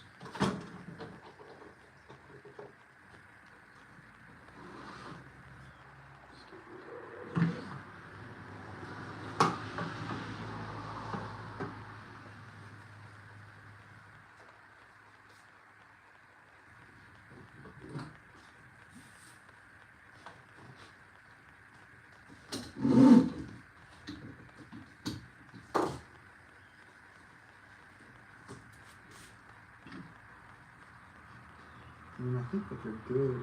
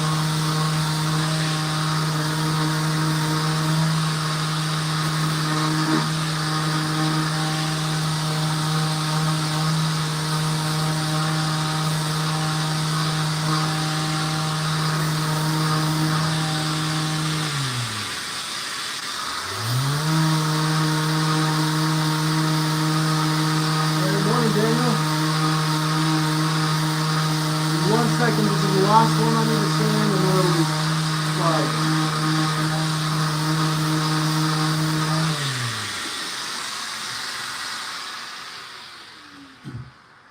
Good morning, good morning. How are you doing?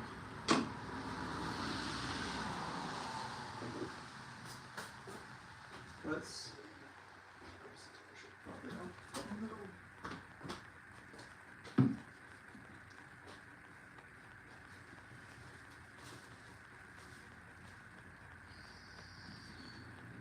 clean these puppies off and get them ready for some oil.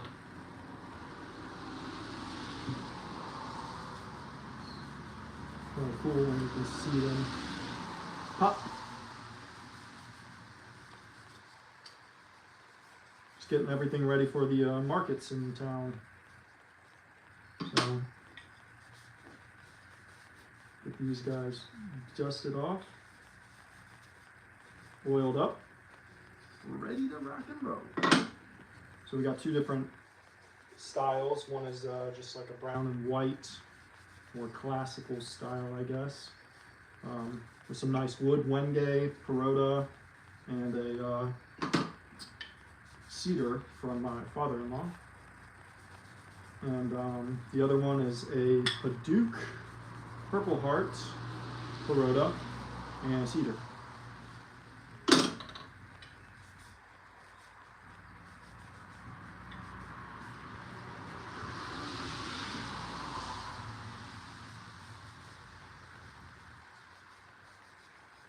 Just get these guys cleaned off, that way we don't have too much debris. You can see what it takes off. When we go to oil these guys up here in a second.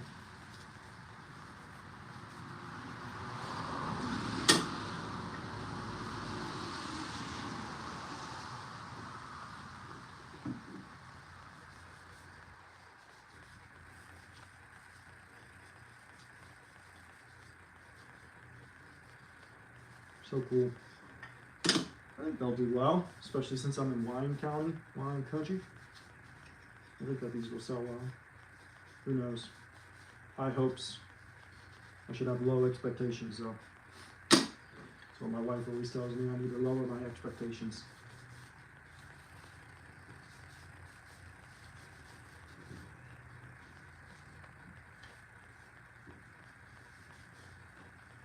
Those are nice. Okay. I think that was it on those.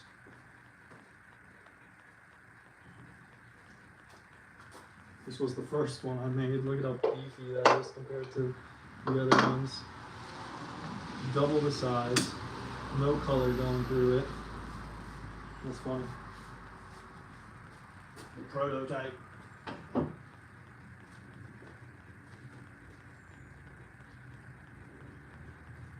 Okay, so these guys are ready to drop some oil on.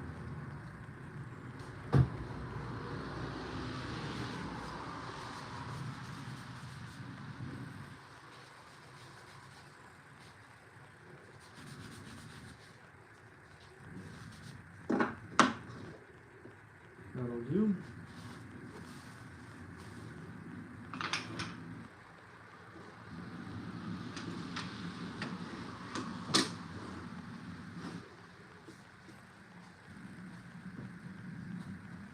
Good morning, Daniel.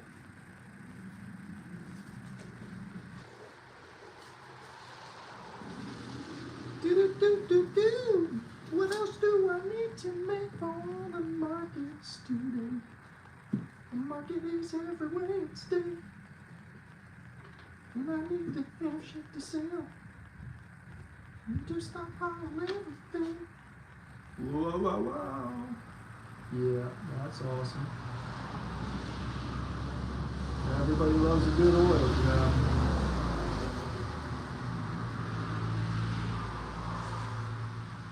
What a difference that oil just makes. It's incredible.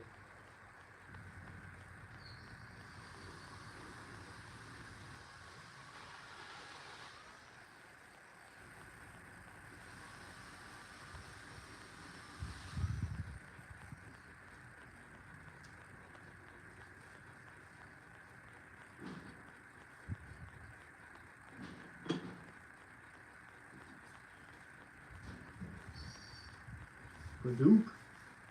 Hadoop. Popping through.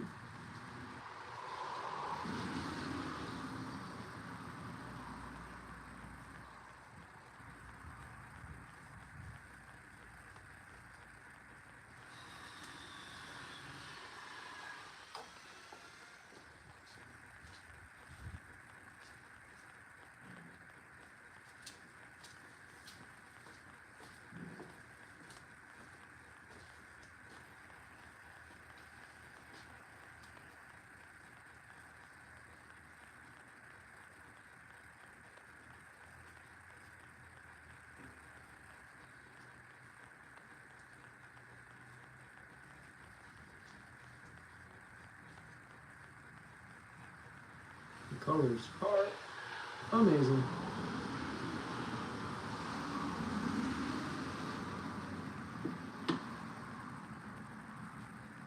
Love it.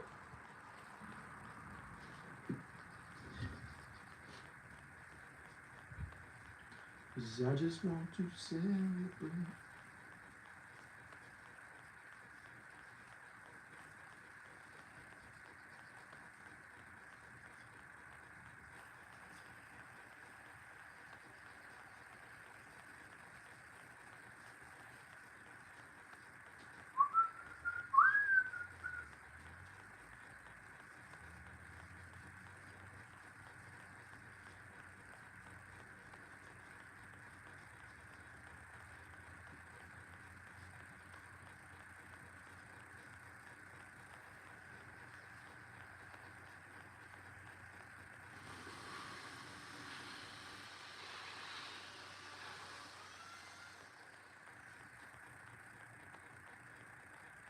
I don't know if I should stack them.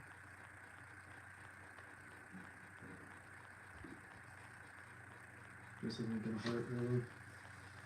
It's just the first layer of oil.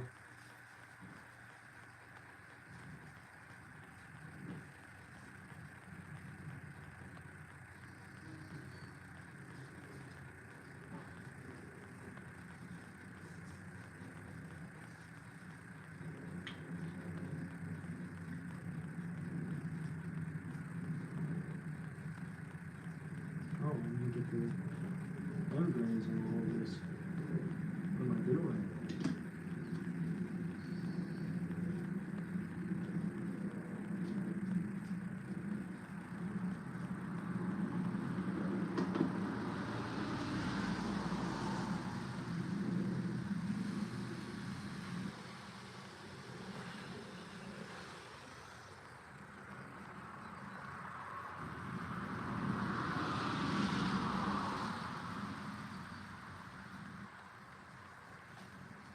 It's beautiful, beautiful.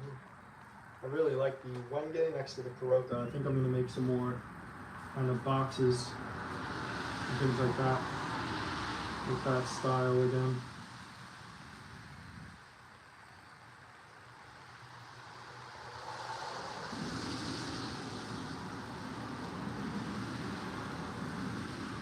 That is just awesome.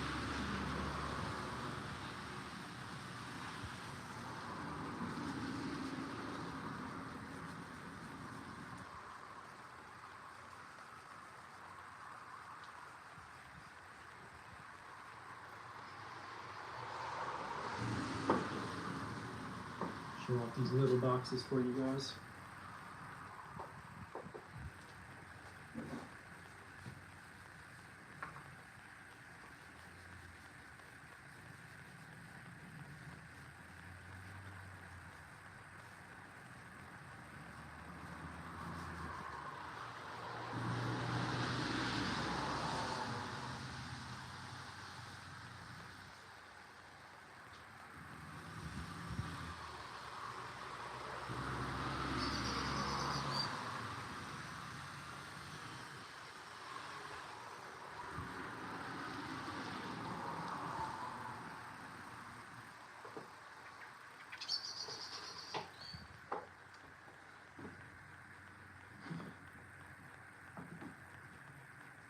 How's that? Get to see what's going on here.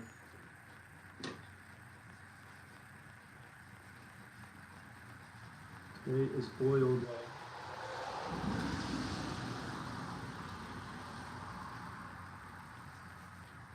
Okay.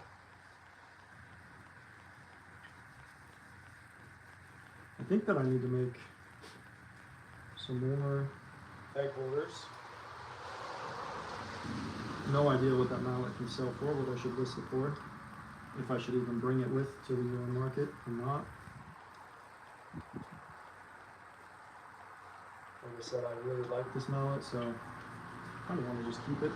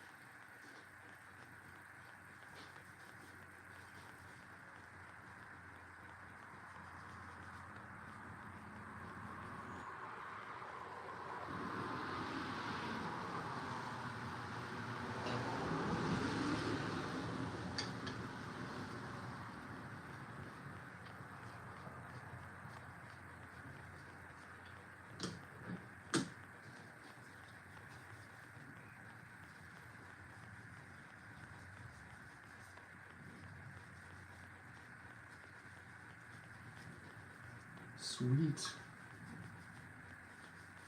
Feel like I'm finally getting a little inventory going.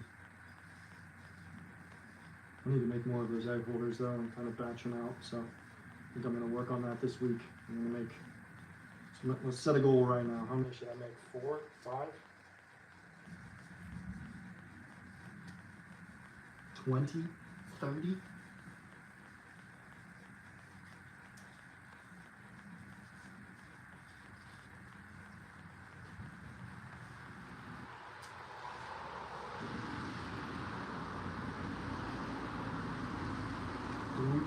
$300.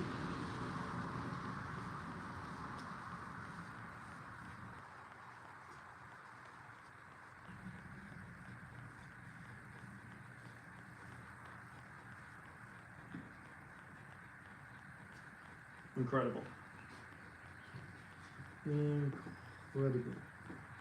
Incroyable. I think that's how they say it here. In French. Incroyable.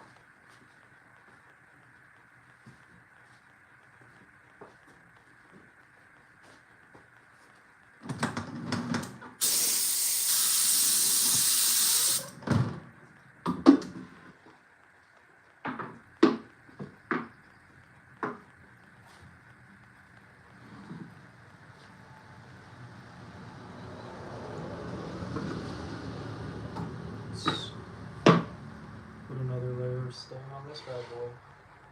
Get that light shine off. Stain, I meant oil. Think it could just a little bit on the outsides again. And then we're gonna let it sit overnight.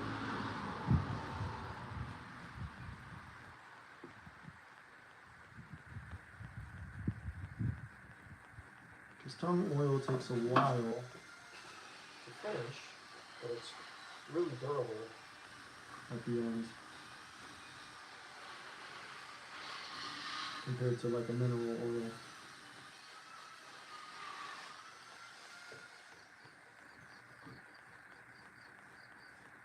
And it's food safe, which is good for the eggs.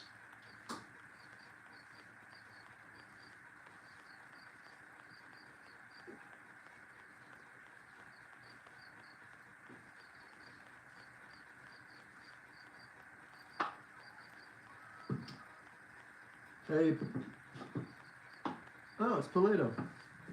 So I'm trying to kind of like get things ready for like the local market that they have here in our little village. And so I just finished this guy, the egg holder. So I think that's pretty cool. And then I'm just putting another layer of the teak oil or tongue oil on it. And getting it all finished up. I did the same thing with these wine holders, put more oil, sanded them, oiled them, that kind of stuff, and then getting more oil just on kind of all of these boxes and things. But I'm trying to figure out like what I think will do okay at the markets, if any of it or all of it would do good at these markets, or I have no idea.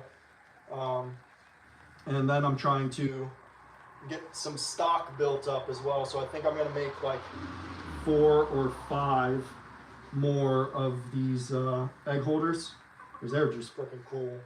Like, I think it's a really neat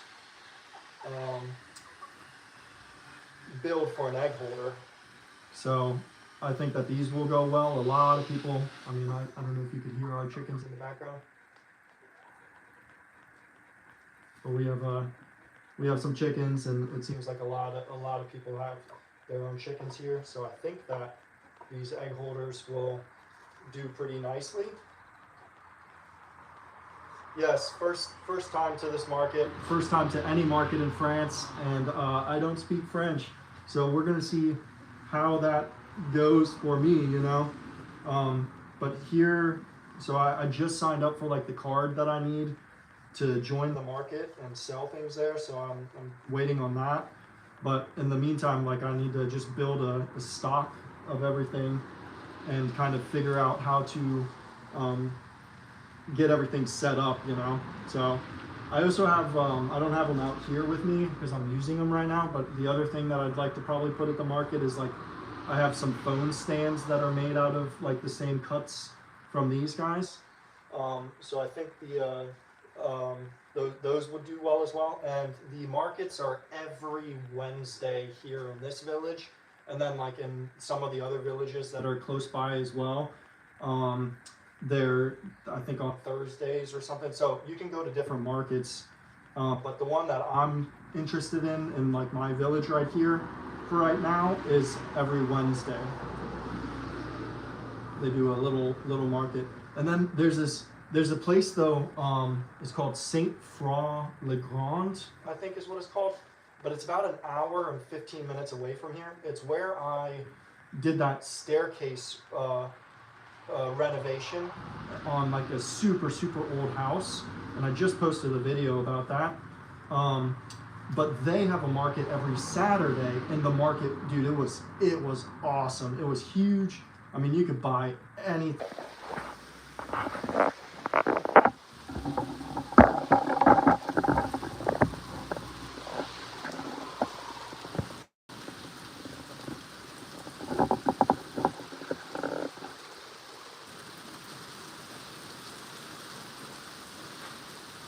Freaking died out on me.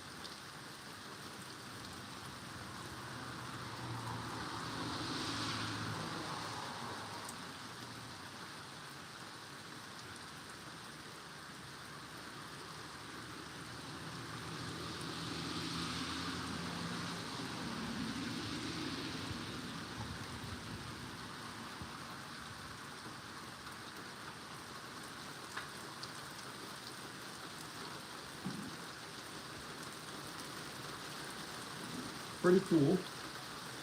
Yeah, I don't have nearly enough right now to even go to the market, if you ask me.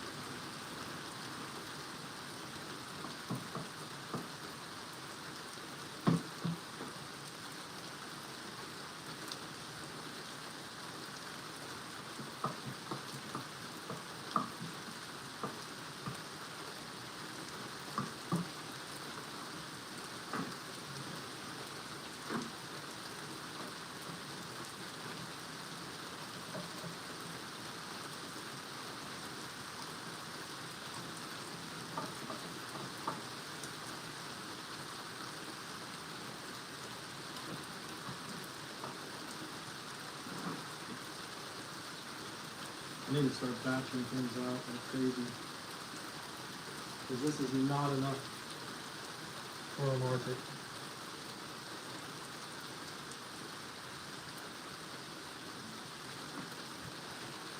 Not at all.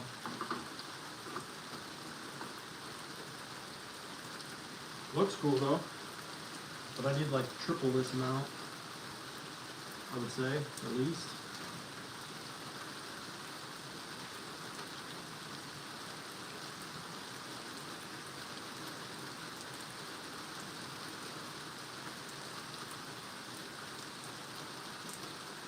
Sorry guys, I lost you there. My phone died.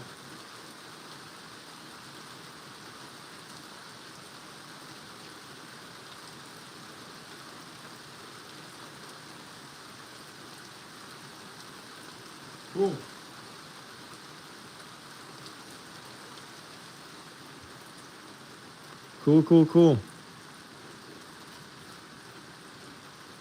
Like I said, I probably need like 3 times this amount, at least, I would say, just to go to one market. I don't know. I know this week I'm going to focus on making more of these egg holders. I think these would do really well at a market. No idea what I would price them at. I was thinking 80. Does that sound crazy?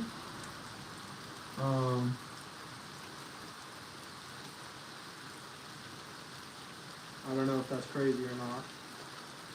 You guys tell me. And then, yeah, I want to make like probably 5 or 6 more of these guys, because like I said, everyone around here has chickens. So I think that this would be a nice one for people to have in their kitchen to they can put their herbs and spices on top of here, is what we do with ours in our kitchen. So we have all of our herbs on top, and then you have your spots for a dozen eggs down here, you know. So I think it's a pretty cool way to store your eggs. So I want to make a few more of these, and I want to do different colors as well. So I'm going to do a couple of the Wenge. I'm going to do a couple of the Purdue, because I think people will really like that one as well. I'm going to do maybe a nicer wood as well, maybe a teak or something like that in the front. All of the boxes are going to be the same, because I have a ton of that material that I want to burn through. So I'm going to make all of the boxes out of the same material. But all of the splines will match, and then do some Purple Heart, teak, Peroda. I've got all kinds of different woods that we can use for these guys, and I mean, someone would love to have some Peroda on their piece, I'm sure, but that's when we start to get up into those higher prices. I'm back. Yeah, my phone, I didn't have it plugged in and it died, so I forgot I've been streaming for quite some time already. Um, so to answer your question, yes, or no, I, I don't think I'm gonna go every week. It just depends on how much stock I have and how it goes. I guess we'll see after the first two times, the first two markets or something like that. If there's things that sell better than others or things like that, you know. But like I said, for this week, I'm going to focus on making a bunch of these different egg holders and doing it with like the different colors of wood. So some Paduke ones, some Purple Heart ones. Maybe that'll get people kind of excited that they get a choice between their egg holders and stuff. Maybe I'll do a really colorful egg holder. Maybe someone would really like that as well, you know, kind of where it turns out like this. But price wise, I don't know like what someone would be willing to pay for these options. Maybe you can give out a rough estimate or a guess, you know.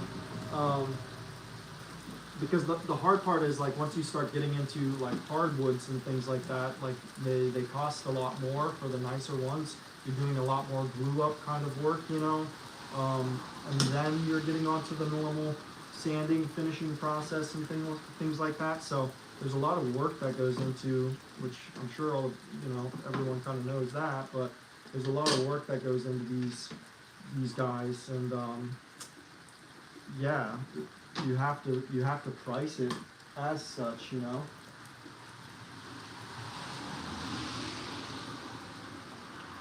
Yeah, I didn't even think about it. I didn't think I was going to be streaming that long. I have my like battery pack plugged into it now, of course, but I wasn't even thinking about that.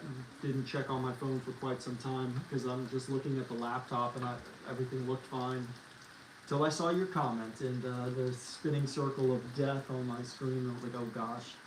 So, but yeah, I need to figure out pricing on these guys and things like that, you know.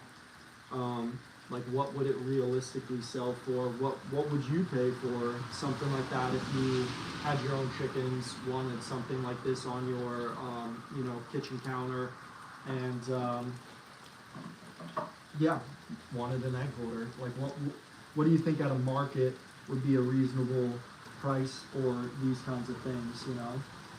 It's hard to say. I'm gonna keep the mallet. I know that for sure because this thing is just super cool, and it's my first mallet that I've ever made, and it just turned out so nice. This one is with teak and Purple Heart, and then cedar wedges in there. So I really like this mallet, and it's beautiful. So I'm gonna keep this one, but I might bring it with to the markets and see if someone's just like, oh, that's cool, man. No, there's nothing like this at the markets. I haven't even seen, so I'm gonna make some like cutting boards, some more charcuterie boards, things like that, because I didn't see anything like that at this market. Like zero. There was zero. There was the only woodworking that I saw was someone who was a furniture repair person. So they were doing like chairs and small tables that they had underneath their tent, but they weren't like making anything. So there was nothing, like literally zero that were selling handcrafted items. So I mean, I guess that's the cool part because there's zero of these, and haven't seen any either at like stores and things like that even. So I think there's a lot of openness to what we're doing here with the creations. And these are like the wine caddies, which I think should do pretty well here because it's wine country. So yeah, we'll have to see about that. Yeah, I wasn't expecting that either, but yeah, it looked like him and his wife, and he was sanding away at some chair legs, and she was repairing some upholstery on a chair as well. So, but other than that, zero woodworking. There's a lot of A lot of fruits and vegetable people, things like that. Flowers. There's jewelries, lots of those, and food vendors, things like that. Chickens, rabbits, like animal kind of livestock things. And what else? A knife maker. Don't know if I said that, but I like that one. That's cool. Rotisserie chicken, also cool. What else did they have? Someone who does coffees, and then there's also one that does burgers, and those burgers were delicious. Like, since I moved here to France, I've been craving like American food, you know. So I miss like good chicken wings, man. They don't have chicken wings here like anywhere that I've seen. It's always like duck and stuff, like good food, but man, sometimes I just wish I could get my hands on some chicken wings and ranch or blue cheese. Oh my god, it's making me hungry right now. Because yeah, all of the food here seems to be like more like based around health, I guess, you know. You get a lot of, like I said, duck in restaurants. That's a huge one that you see like pretty much at every restaurant. And then like for deep fried foods, you're talking French fries, and that's like pretty much all I ever see is French fries that are deep fried. So one day we'll find something delicious that I can share. But yeah, no, this is like I said, this is nowhere near enough stock, I don't think, to even go to a market. This is not even a half a table worth of stuff up here, you know. So I think I need like 5 or 6 of these. I probably have close to enough of these wine holders. You know, these are easy to store away, so I can always make more. But like for a first time market sake, I would say that this is enough. I have 1, 2, 3, 4, 5, and then 5 because there's one inside that I have on a wine bottle right now. So 10 of those, I think that's okay for the market. Knife blocks. Actually, I want to do a knife block anyways, because I have a knife blade coming, and I'm going to make the handle for it, so I'm going to make a video on that. It's going to be my first time making a knife handle, but I think it'll be just fine. And so I do want a new knife block, and actually for the kitchen, I want to do something different.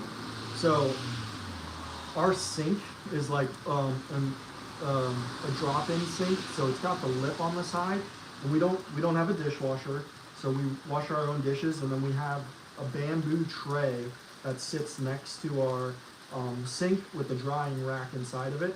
So I want to make a drying rack that's elevated a little and has a bottom plate that's sloped and goes over the sink, and that way we don't have to always empty out this underneath the drying rack, and it gets all moldy and stuff like that over time. So I want to make one where in the back is like a place for all the silverware, because that's what we have going on right now, and then that drops down into the sloped portion, allowing the water to drain off, and the same thing for all the plates and everything else up front. That way the water just goes straight into the sink. So I want to do that, and then have on the back right side, a block for the knives and things like that to go into. So that's definitely something I want to make. But yeah, I do agree. I think that these are going to do really, really well. I mean, they're simple to make, simple enough to make, and they look nice. They're detailed, I think, enough for someone to really come in and just be like, okay, that's cool. I'd like one, kind of thing. So I think that this one's going to do really well at the markets, but like I said, I need like 5 or 6 of them. Have you ever gone to a market or sold things at a market and stuff like that? Because like I said, I've never done a market of any sorts, so I have no idea like what to expect and things like that, you know. It's definitely new to me. Doing all of this is actually new to me as well. I just always loved working with wood, so now I finally have the chance to do that a little more, and I'm gonna take that. This thing is just so cool. I love it.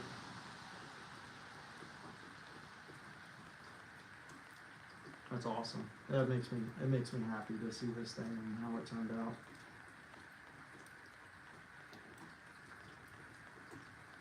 It's great.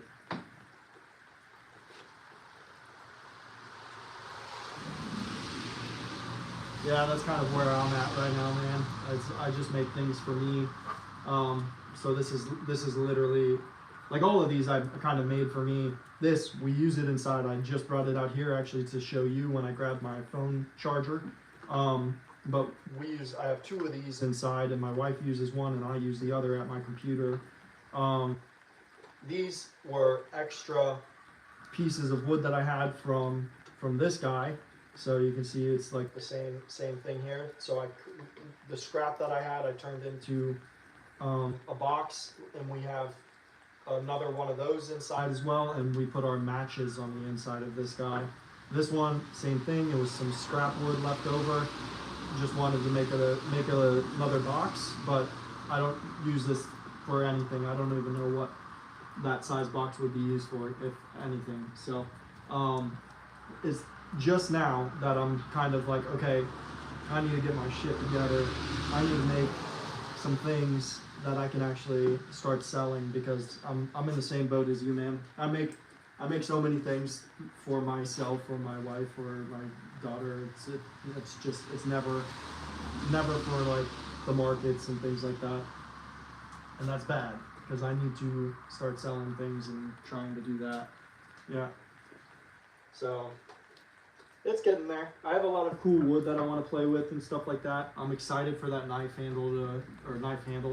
blade, just the blank, to come in. It should be here, I think Wednesday, hopefully Wednesday, and then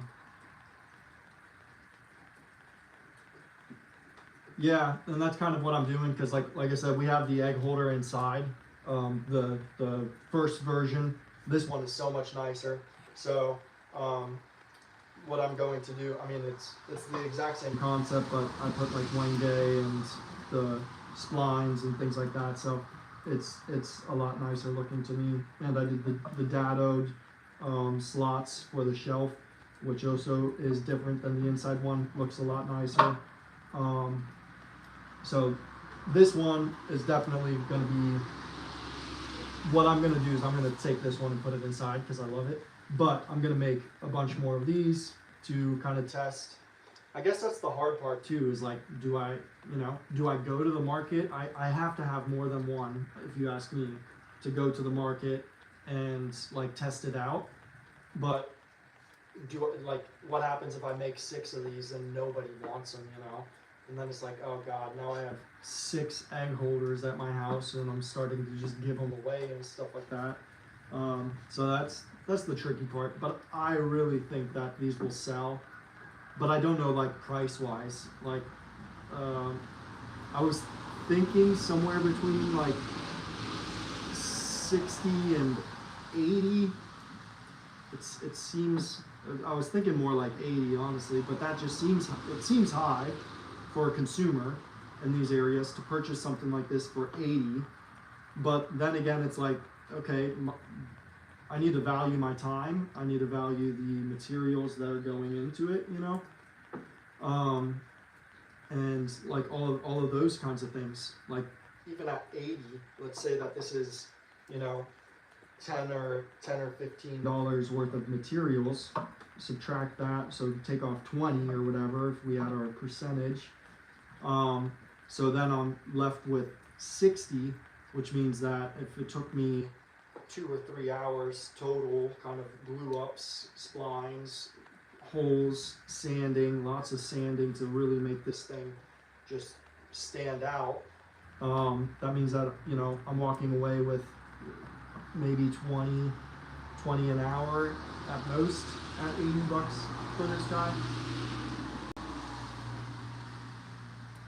Yeah, I kind of agree with that too. Like, don't make a bunch, but like, you have to have a few.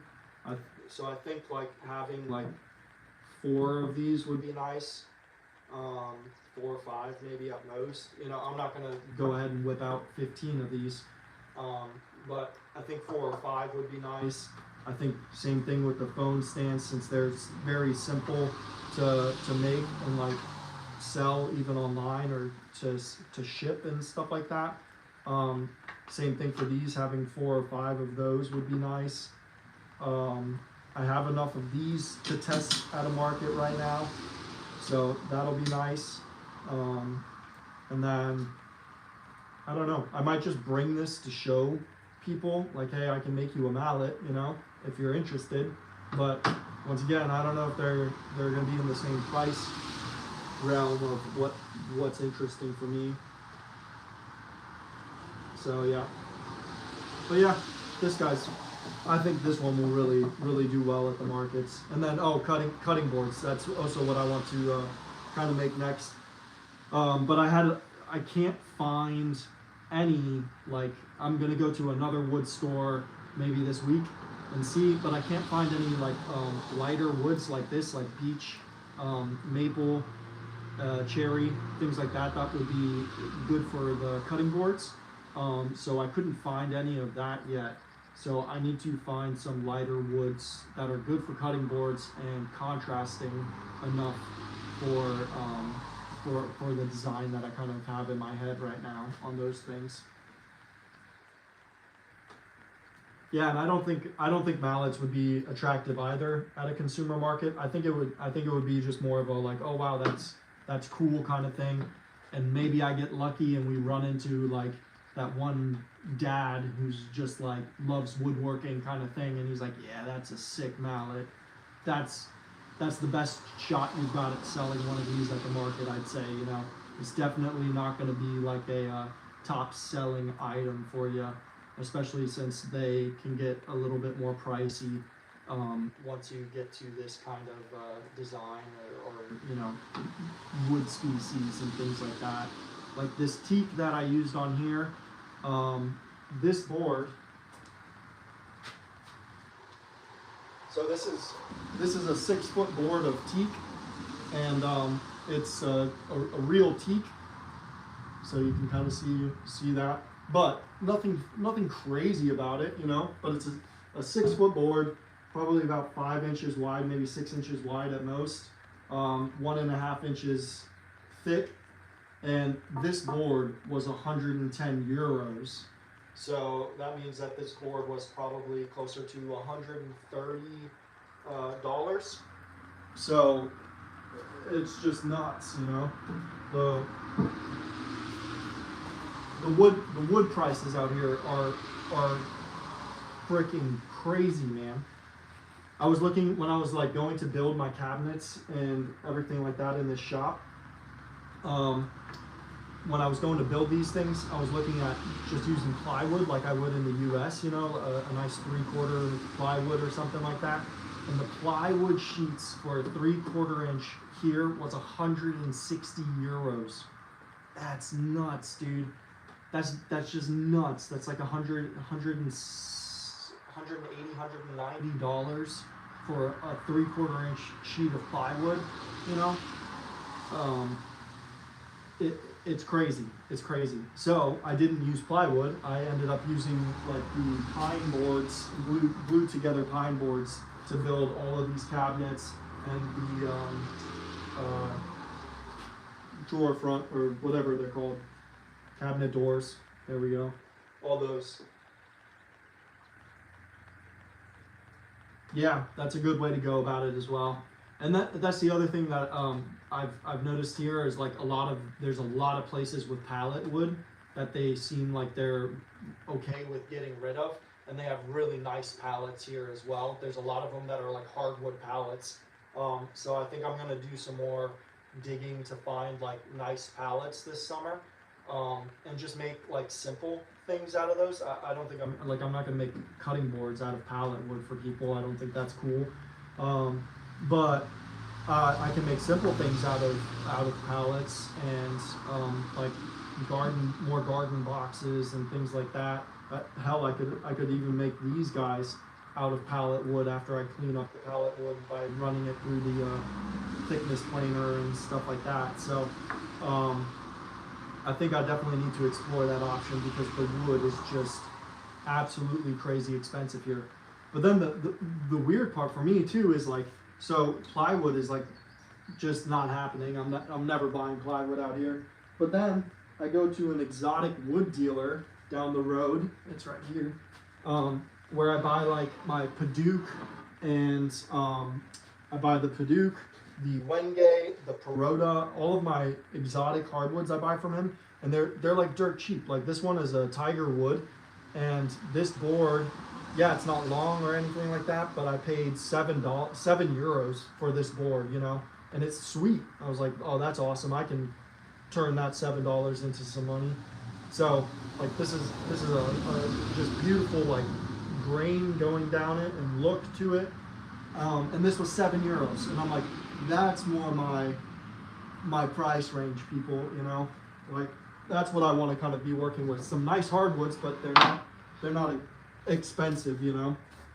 And the same thing for the Wenge. I buy them and it's actually flooring that they use here, and I buy them in 5-foot floorboards that have tongue and groove on them, and I just cut the tongue and groove off and then work with it at that point. But those things are also, I think, like €7 or €8 per board, and I'm able to make a bunch of stuff out of those boards, you know, and that's going to be a good one for cutting boards and stuff like that. So same thing with the Purple Heart, dirt cheap here, but that teak, it was kind of like one of those moments where like I was loading up so the way it works at his wood supply place is like, you just pick the wood that you want, you go and load it into your car with him, and then you guys go inside and he does the price on the computer and you're good to go, you know.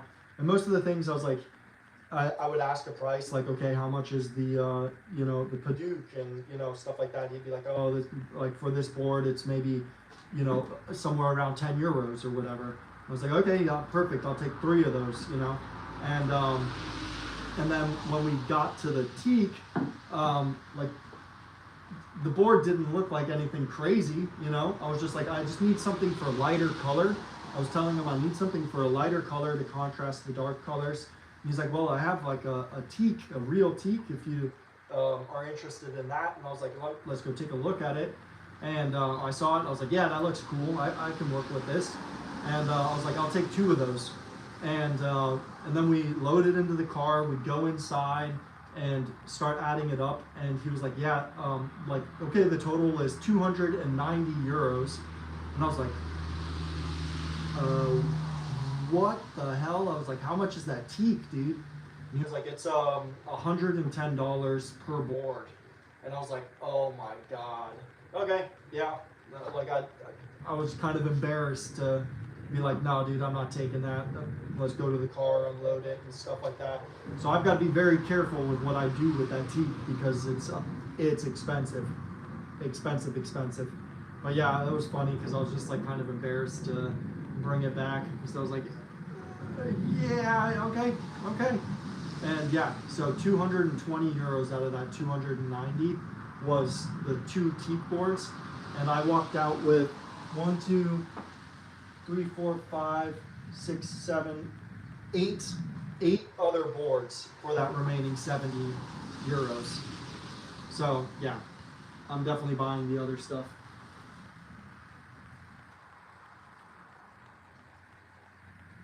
Actually, I do.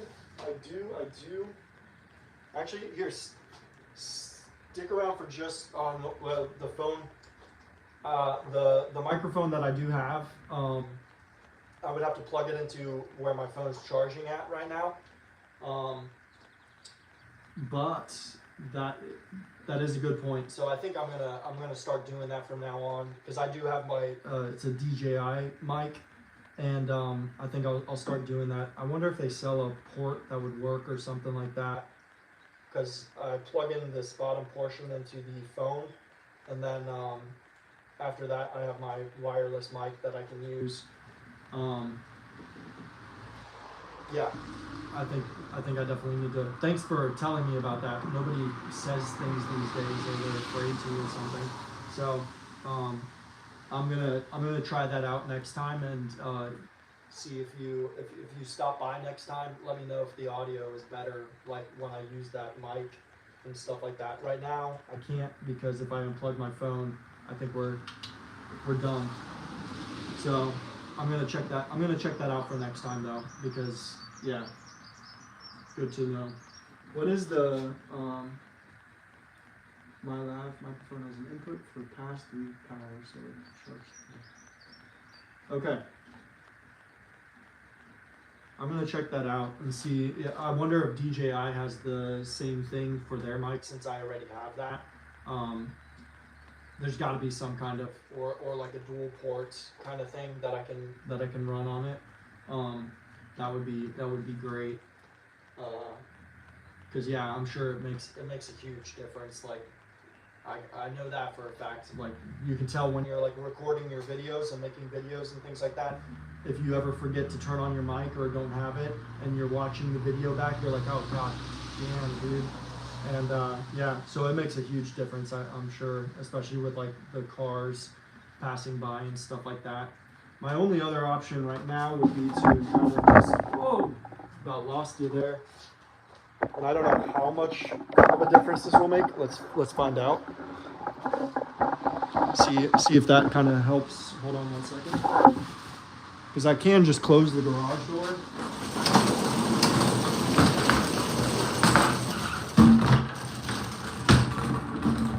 But I think it affects the lighting. The lighting isn't great, but I have a little trick for that one that I can do.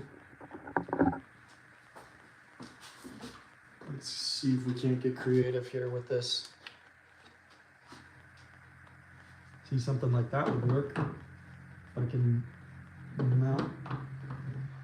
mount this light in here.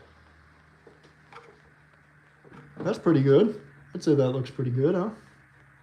Let me see if I can figure out how to mount this light.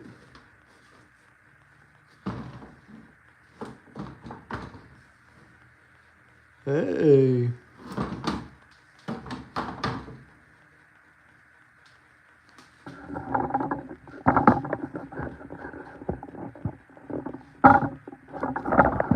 We'll change this around. Okay. Now, is that better, or do we have an echo at this point?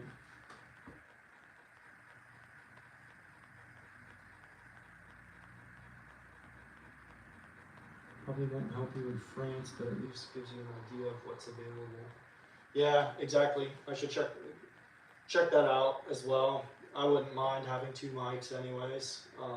I have two mics in the DJI, but I'm gonna check. And yeah, it's definitely different here in France trying to get items like on Amazon. Like a lot of the affiliate links, when I click on them and stuff, it always brings me to a page where it says like unavailable in FR, and I'm just like, oh my gosh, yeah, it's definitely different. Definitely different for getting things. I want this saw blade go down or this saw. Yeah.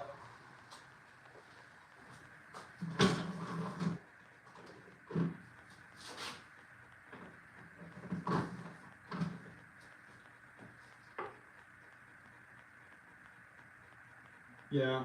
It's kind of weird. I put the light behind the camera as well, like a separate light that I have, just to help out. It seems to help out quite a bit actually on the things. But it feels weird. It feels like you're like on stage, like about to do a comedy show or something like that, because you have this big ass light behind the camera.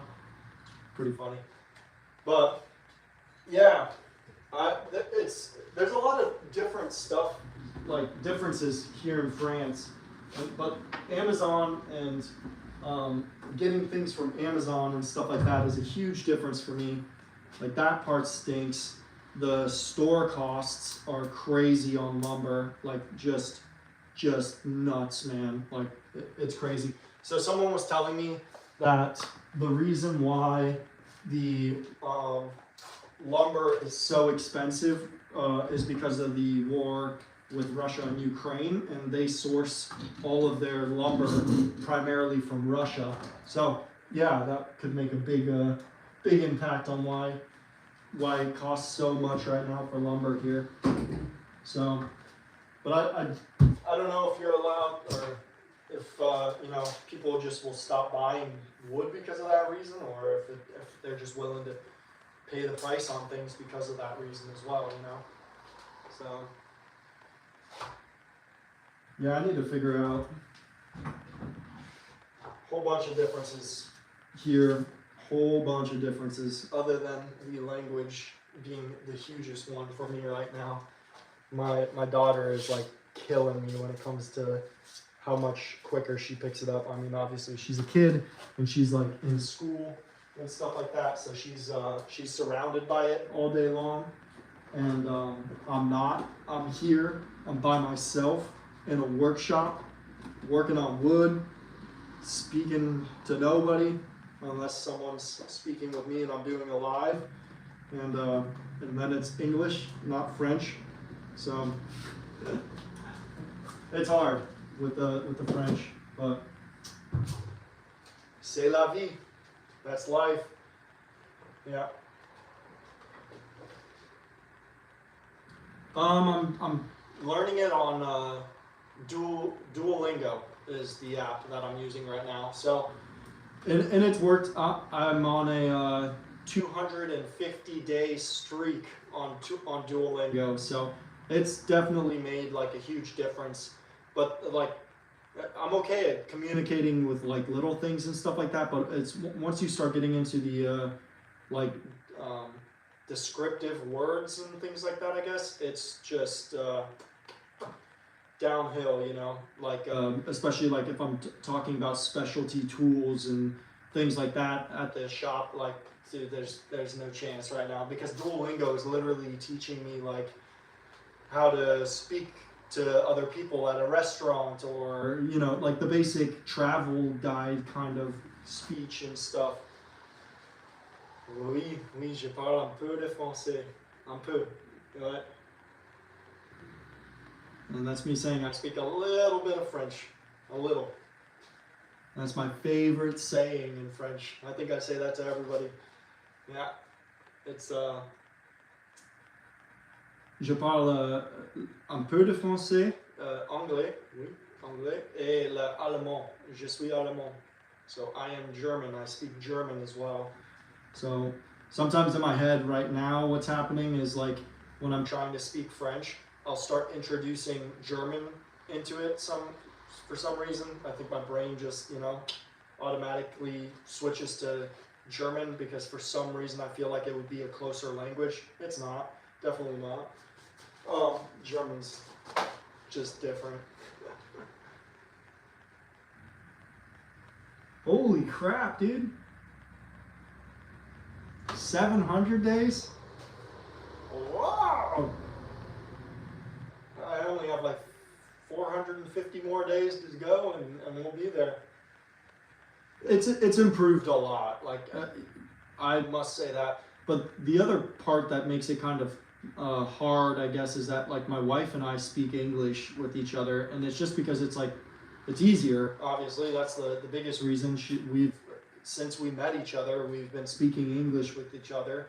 So it's just like super normal to just jump into speaking English, and that's what we do. But one of my friends was saying like, yeah, it's good that you guys speak English together, but maybe you should do like one dinner a night where you guys speak French, so that you can at least practice, because I don't know anybody out here, so it's not like I'm going out for beers with my friends like I would in Ohio or something, Like I don't have that kind of a connection with people yet. So it's really hard to practice my French other than when I go to like the stores and things like that. But then at that point I'm just like kind of practicing the same thing over and over again, and I'm not getting exposed to the new words and things like that. So at least Spanish is closer. That's what my wife was telling me, is that Spanish is definitely a more relatable language to French, So like when when I tell people I speak German as well, they're like, yeah, that doesn't help. I'm like, yeah, thank you. I need that. Yeah.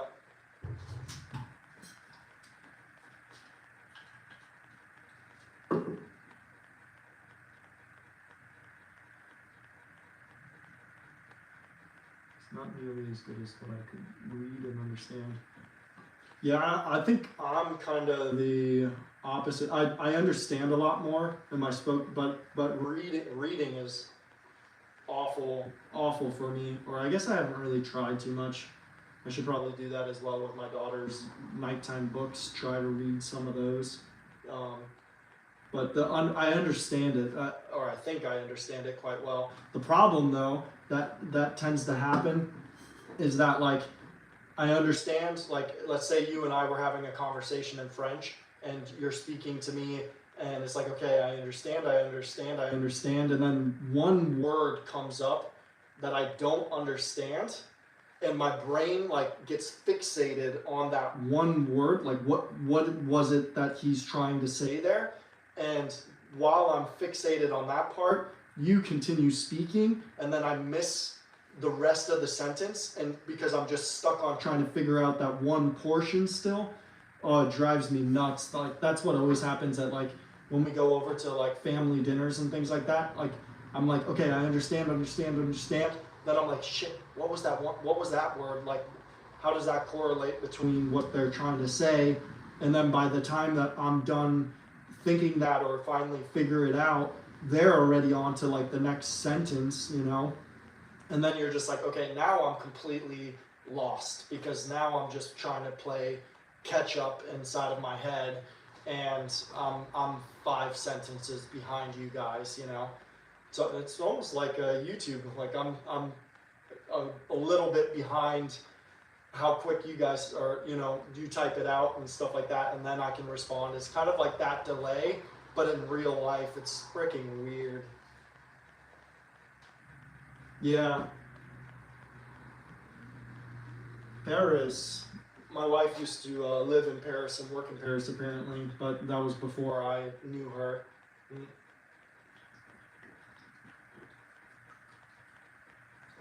We're in Bordeaux area, I should say. Bordeaux is like 20 minutes away from us.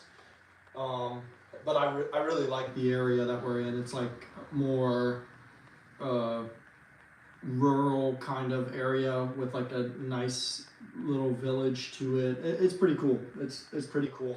And it's just big enough to where it doesn't feel like it's like a real rural village, which I love. I would much rather just be like countryside galore, but my wife definitely likes these kinds of areas more where it's a nice mix, you know. So yeah, she's a French native. So we met when I was living in Hawaii. So I went to a trade school in Florida for underwater welding. So I did the underwater welding, deep sea diving training and everything like that. And I got an international certifications in that. And so I really wanted to, I was like, okay, I have dual citizenship because I was born in Germany. And so I was like, okay, I have dual citizenship. So let's just run with this international course. That way I can get like a tropical job somewhere internationally and things like that, doing the underwater welding and whatnot. And the school promised to help us with finding a job after we graduated from them. So I was like, okay, cool.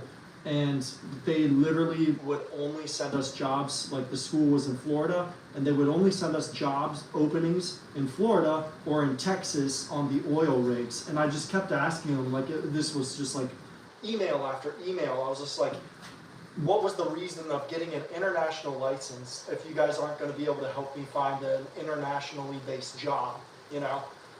So I was just like, you know what, screw you guys. I can tell that you're just going to continue sending me jobs in Florida and in Texas, and I don't want to work in Florida or in Texas. I want to be somewhere more national. I just wanted to kind of get out a little bit, you know. And so I said, screw this, I'm gonna have to do this by myself. And I packed my car just full of all of my belongings, sold what I didn't want to bring with me. I drove it from Ohio to California, and then shipped my car to Hawaii and caught a flight a week or two later. Once my car had arrived, I bought a flight, flew over to Hawaii, and figured I'd find a job, you know. So that's what I did. And it was, I found a job in like 3 days working for a scuba diving company. Not what I wanted, but it's a job to start.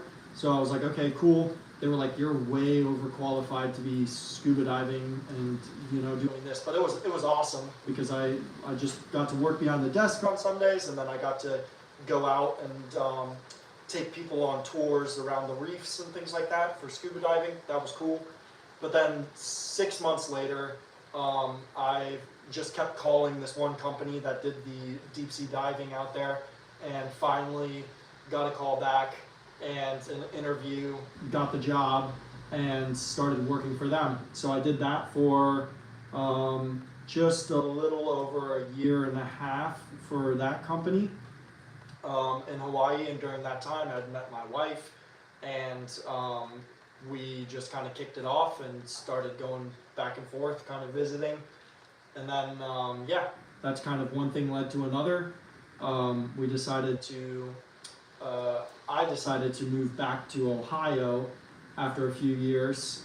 And then during that time, we got engaged, all those kinds of things. And then had our daughter, and when we were living in Ohio, our daughter was about 3 or 4 years old, and we decided to move here to France to be closer to my wife's side of the family. So that's kind of what brought us here, and it's been super nice because it's a different family structure here, or at least for her family, but I think it's way more in the French culture to be like close-knit families. Like I'm close with my mom and my dad, and like what I would consider close, completely different than what they consider close here, if you ask me. I think we see my wife's, and so my mother-in-law, I see her every day, and back home, like I'm close with my mom, I'm close with my dad, and I would see my mom, you know, on Thanksgivings, and maybe every couple of weeks we'd come over for like a dinner kind of thing, and that kind of stuff, you know. And that, I'm fine with that, but it's so much different here. Like our mother-in-law is asking to hang out with our daughter, so her grandchild, like every single day, you know. And I'm like, that's cool, because that's completely different than like the family structure, if you ask me, in the U.S., you know. So,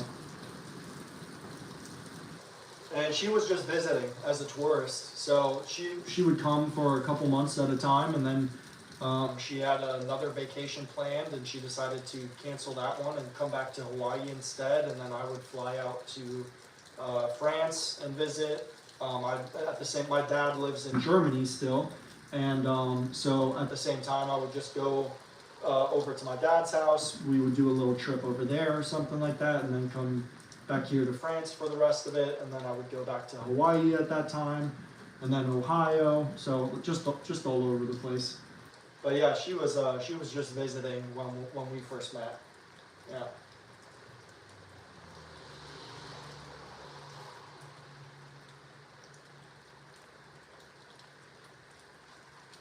Cool. Alright, I think the shop is pretty cleaned up.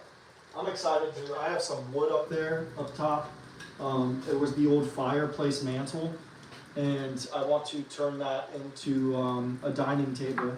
So I'm excited to do that, but right now another problem of mine is my ADHD kicks in, so I do one thing, move on to another while it's halfway finished, etc., etc., and I need to just focus on getting some stock for this marketplace. I think that just needs to be my primary concern, and then I can jump on to making another table and things like that, because right now I really just need to start focusing on getting stuff sold in a market and working on my YouTube channel and trying to grow that and just getting an income again. So that would be nice, you know, one of these days.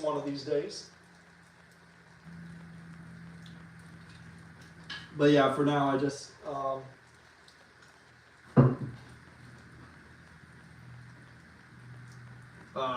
well, yeah, if you're yeah, I'm not a big city guy, like, at all. Like, I'll go to the cities to have a party or something like that, or go get some food. Like, that's what I think cities are good for, is drinks, food, maybe like activities. They have like certain activities, obviously, museums, whatever. All of those kinds of things are cool in the cities.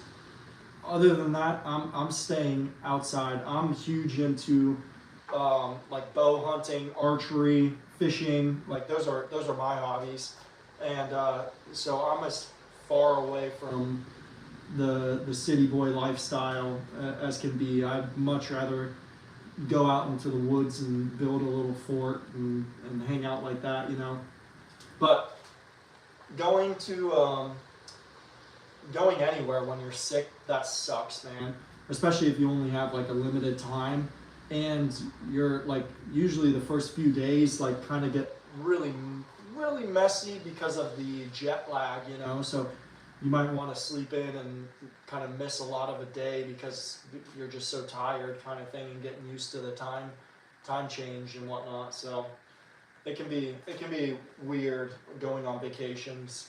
Like, one of my best friend wants to come and visit, and he said that he would they can only come out here for 1 week, and I was like, dude, I think you're better off like finding a time when you can make it like 2 weeks, because that first week can be pretty rough on the body with the jet lag and stuff like that, to where like you don't even want to go out and explore, kind of thing, you know. So I'd try to shoot for like 2 weeks. I haven't been there yet, but it sounds cool. Yeah, we have in our village here. It's called La Brede, and there's a castle. Who is it? It's a philosopher, a famous philosopher who lived in that castle, and that's kind of like the cool history of this town, I guess. Yeah, you spent the time exploring while she was asleep in the hotel.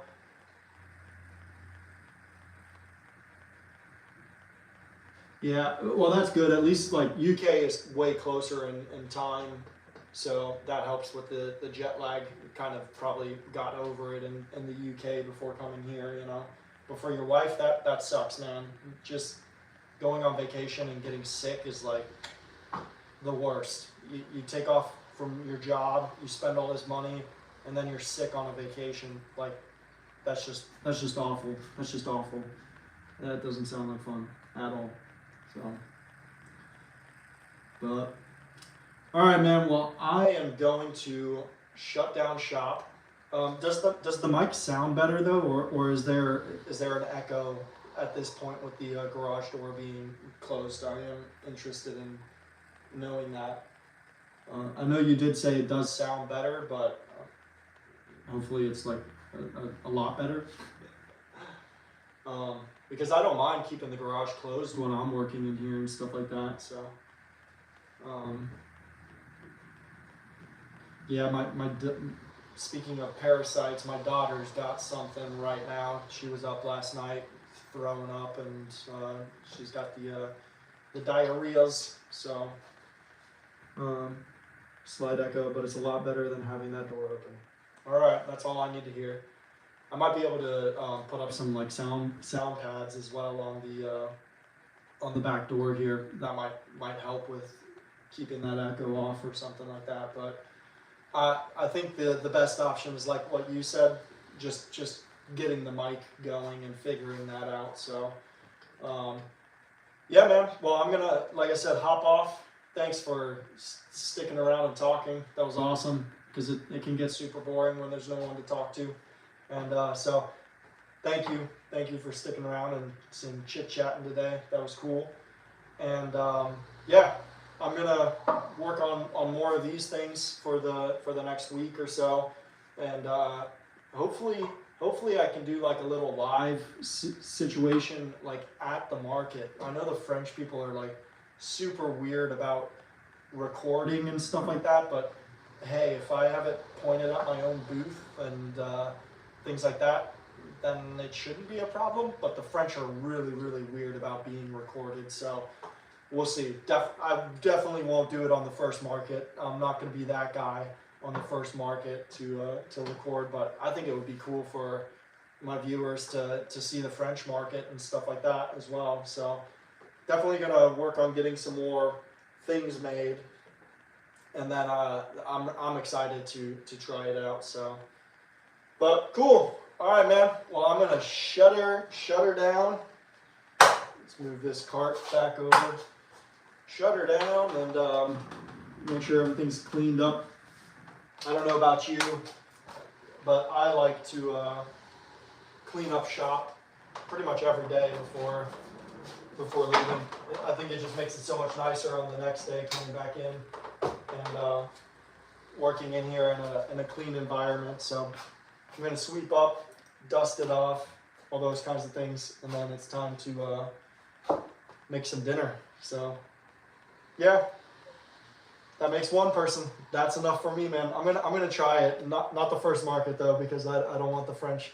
They already think I'm weird enough, man, just being an English speaker. So on the second or third market, once I'm comfortable, once some people know me, I think that's when I'll try out the recordings and stuff like that. I think people would love it. So cool. All right, man. I will catch you later.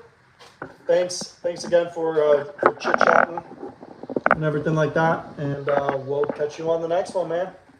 Peace out.